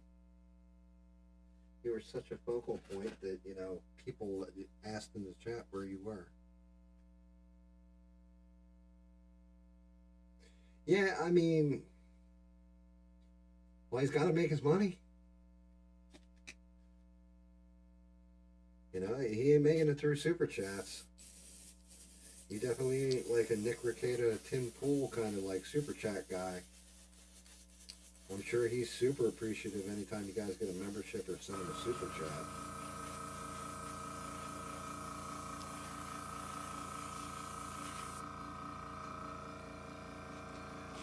I think Chicago Cop might be dead. I hate to say that because he's an amazing guy, but I don't think he's okay. He's missed too many shows for too long. Like Bina had said it before. She thought like maybe he was embarrassed because he had a couple of those calls where he was stumbling and stuff. But at the same goddamn point, like, I don't know, it's been too long. You would have heard something. Even if it was just to check in and say, hey.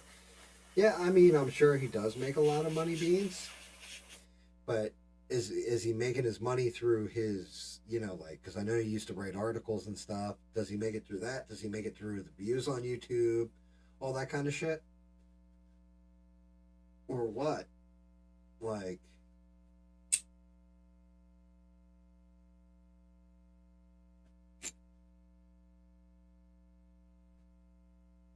because I'll tell you what. Yeah, exactly. That's what I'm saying, Beans. Like, but it could also be that he's in that decline where game over. Like I said, I don't want to be the one to say that, and I kind of feel bad about it, but I don't because it's just the reality of things. And no matter how unfortunate it is, damn it, I jammed again on like the last figure. He sounded like a young Joe Biden. Nah, because he was actually talking about things that mattered. Damn. Damn.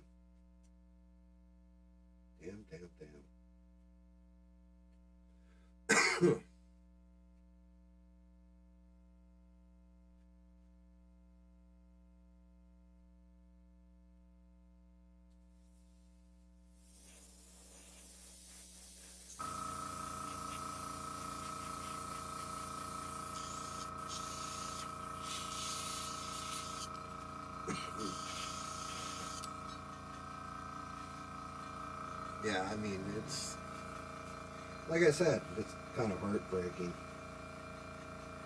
But yeah, ABL. Hey, I hope he makes all the money in the world because he he puts in his time. Oh shit! I'm breaking stuff now. I got angry, guys. I'm sorry. ABL puts in his time. He does his thing. Like he earned the right to. Like I said, you super chat ABL, he's gonna read it. It's not like others where they just like, oh, thanks for your money, sucker.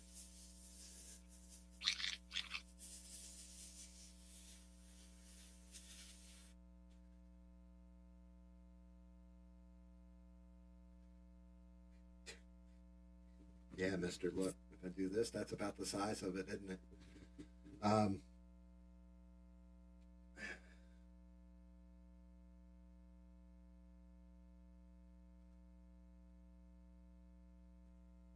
I mean, ABL never tipped the mods out, though, either, did he?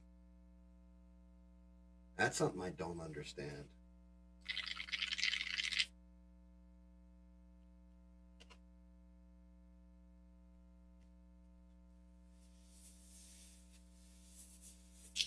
Like, you guys got to deal with some scumbags. So, I never get that. I mean, I get the. I get volunteering, but I don't know. Damn. Come on.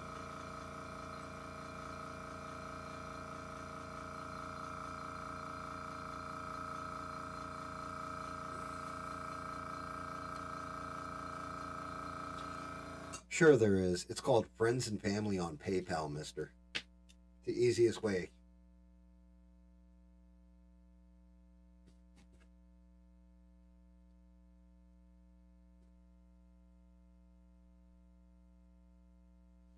Like my one buddy, well, yeah, but super chat money. So the bitch about the super chat money is this, and I don't know because, like I said, I don't want super chats. I don't want anybody giving me super chats. None of that bullshit, right? You guys make a comment in the thing. I don't care if I've got 1,000 subscribers. I don't care if I got 20,000. If I can read it and reply to it, that's good enough for me. Because the whole thing is,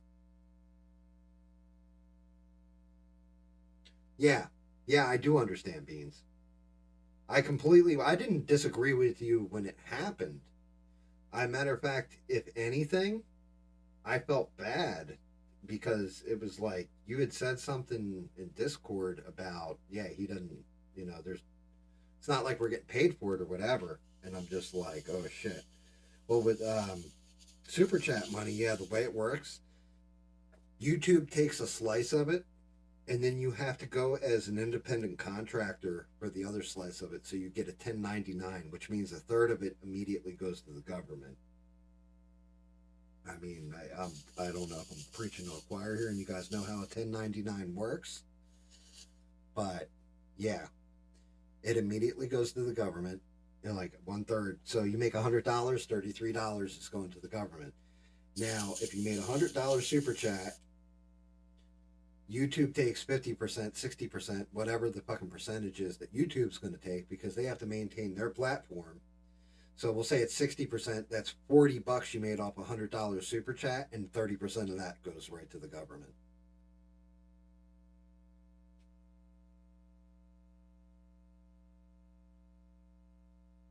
Oh yeah, Bina, you made sure. Like honestly, you did exactly what a good employee should do in that situation. You backed away slowly, brought somebody else in, helped them, got them all online, had them trained up, and then said, all right, fuck it, I'm out. It was brilliant. But at the same point in time, oh yeah, to send to Ukraine, yeah, yeah, exactly. The line, so we can pay for a Kamal ad. That's what that goes towards, or a Trump ad. Any which way you slice it, it's horns on the same goat. Hang on. I just need to pull off a little bit more and I can break this whole gun down and really clean the shit out of it. I'm almost done.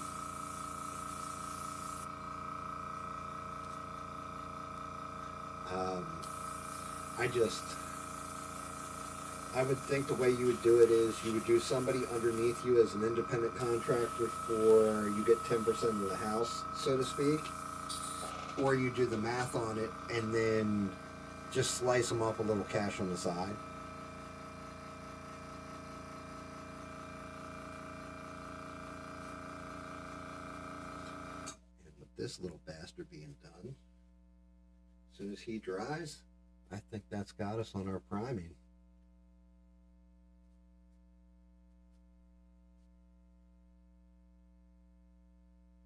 Yeah, Bina, it was apparent what you were doing. The worrying part was this. When you were doing it, nobody else really knew it. Like, if I didn't get in the Discord, I still wouldn't have known what the hell was happening. And the only reason why I got invited in the Discord was because Mister was hitting on Medi at the time. So he invited her, and I kind of jumped the gun, and he invited everybody into the Discord, and I was like, oh, shit, okay, cool. I hopped into the Discord. I'm like, holy shit, this is where you've been hiding. You're like, what are you talking about? I'm like, everybody in chat is asking, where the hell's Bina?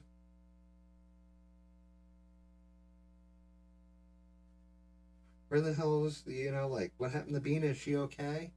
It was like the Chicago police law. And you had said something in the chat, but none of us paid attention to what you said. Yeah, except for when I asked for Steve Kerfuffle, right? Like, I'm like, hey, can you post the chat? No, I can't do that. Hey, there's this Bosnian chick with an interesting profile pic. Oh, that fucking link comes flying out of you. I'm not faulting you, man. I'm not faulting you at all.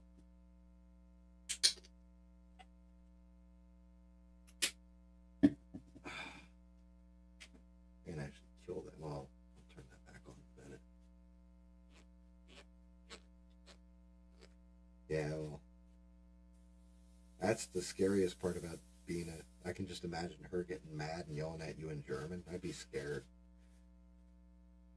Just out of nowhere, Bina's like, Guten Tag!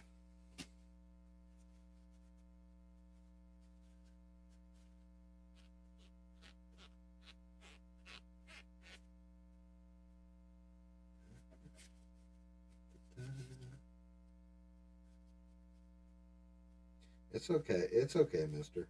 Like I said, no shame in your game, dude. It's fine. Like, if you went out of your way to invite like Shaquille O'Neal in there, I'd have like more questions about you than I would answers. I'll say that much.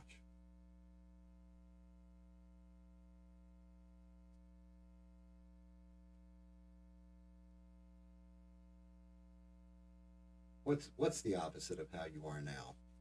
You don't go Guten Tag.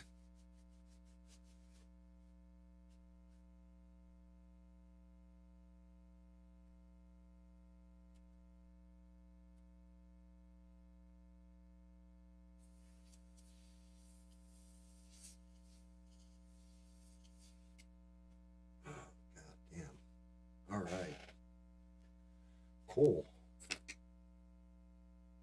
That's a lot of shit to prime. I mean, once they dry, though, I gotta remember, it's like looking in a mirror. You can kind of see the detail a bit better in them, but I think Beans is right. I'm gonna have to get a different camera angle.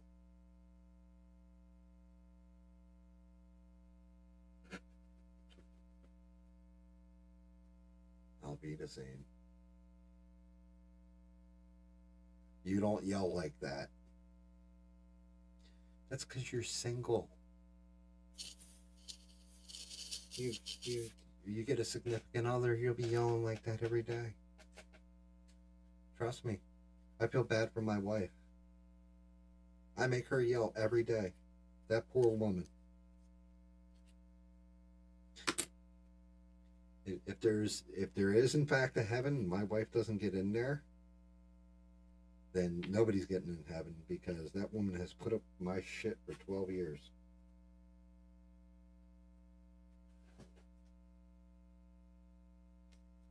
You know, it'd be one thing if I was like young and sexy or something. I'm old and fucking useless. Become as useless as tits on a bull. The only thing I'm good for is trolling trolls. That's always fun.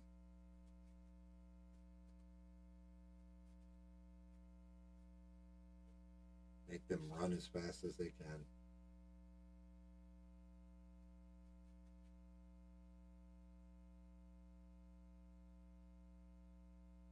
Smurf, you still in my chat?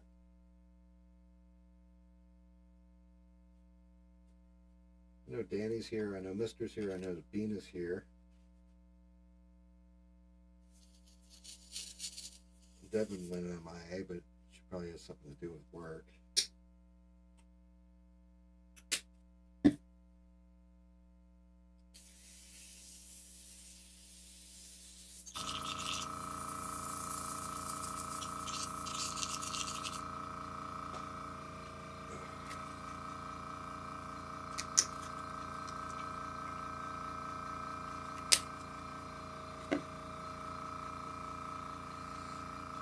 Well, that ain't water.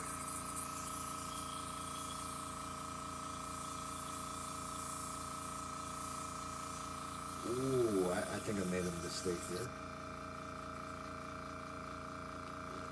No. You're supposed to say I'm useless. I don't need that. I don't need that there pity bullshit. I'm being serious. I am kind of useless anymore. I'm like that song. Oh God, what was it? Toby Keith. Ain't as good as I once was, but I'm good once as I ever was. Yeah, that sums me up.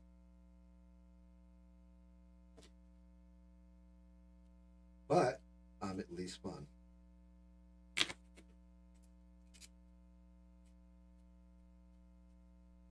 Never what, Beans?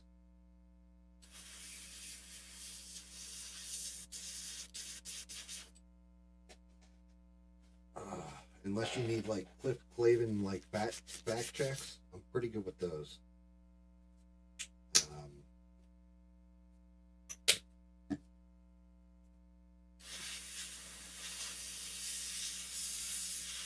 But it's all okay.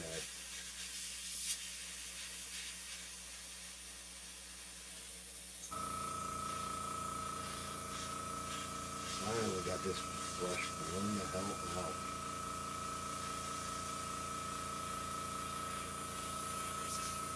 Misting just right on the cleaner, everything. Never say bad things about yourself. Words are powerful. Yes. Yes, words are powerful. But it's not saying bad things about myself. It is the truth. The whole thing is you have too many people running around with their ego inflated. All right, that's enough of that noise. Ready? Here comes the fun part.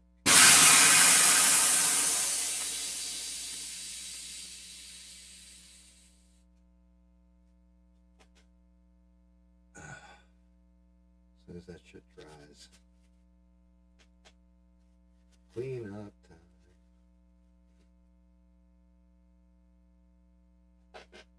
Ugh.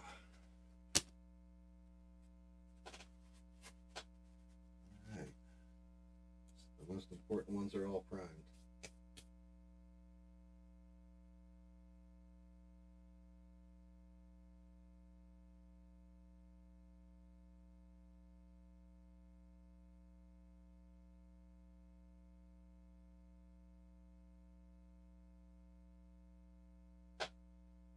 Poland's not screwing around on immigration, mister. Like at all. They're not having it. Oh, God. Was that a RIP headphone users?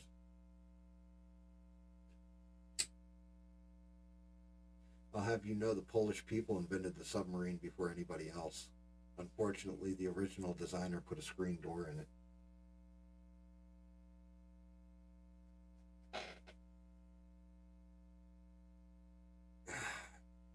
PBD. That guy, unfortunately, the grift is strong with that one. Like, it's fine to grift if you can admit you're grifting, but that dude, like the whole Minek thing, he owns all that. I keep trying to hold you down. Why are you trying to hold him down? Trying to hold him down and beat him?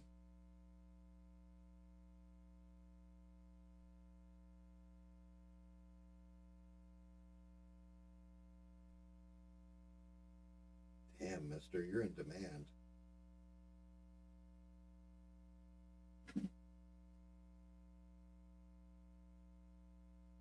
She always tries to push my head underwater. Well, stop peeking at her when she's in the bath.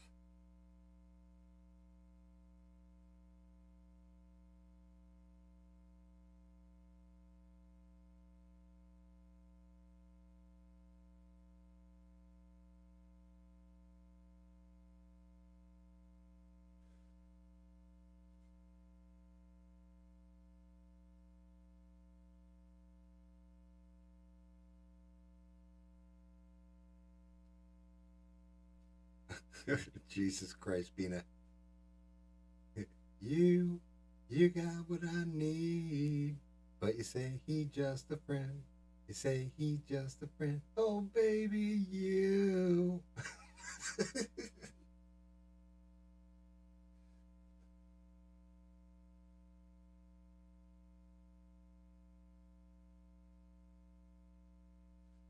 Oh, God.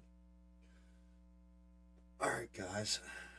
Well, did you guys like enjoy the stream at all, or have fun or anything, or were you just here to support me because you're nice people?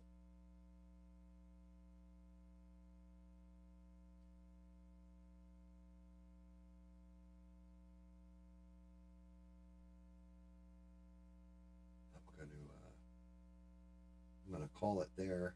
I just got the alien to dry, and everything is primed up, and I'll probably stream. Yeah, I'll be streaming Sunday, I guess. 7, 8 o'clock, which works better for everybody.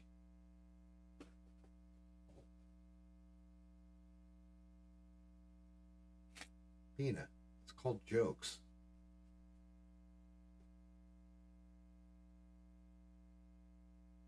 Like, we like teasing you.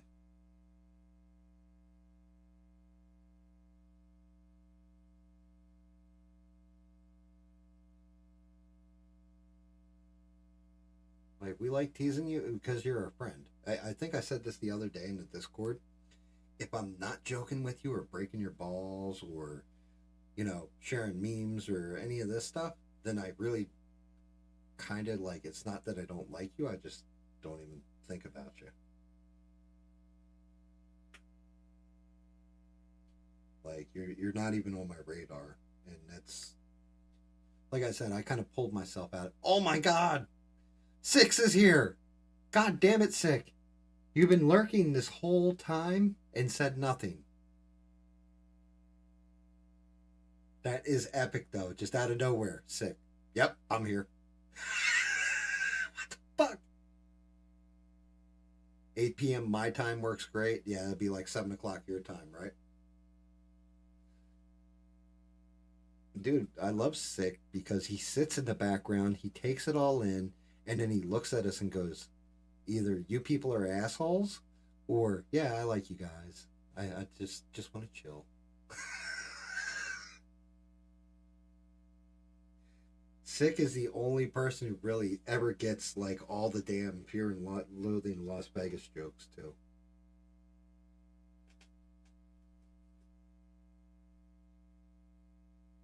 Yeah. Um. Shit. Yeah, I guess I'll wrap up the stream for now. If you guys enjoyed it, thanks. If you didn't and you watched anyway, thanks. Uh,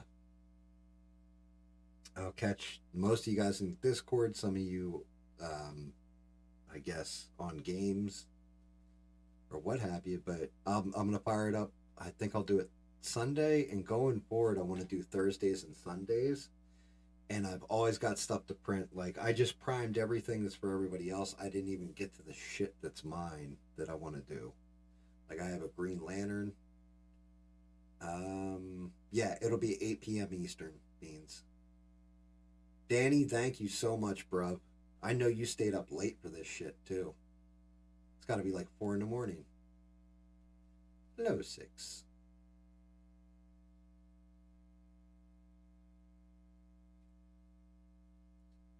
Tell me about the fucking golf shoes, man. Thank you guys again. And Leonard, I don't know if you're still watching, but thank you for tuning in. And when I start painting the figures, I'll actually start talking about the cryptids and stuff. I'll see if I can't partner up with the other guy and my buddy Alien. See if he can't give me more insight into what I'm doing wrong, so I can actually pull up web information, stuff like that.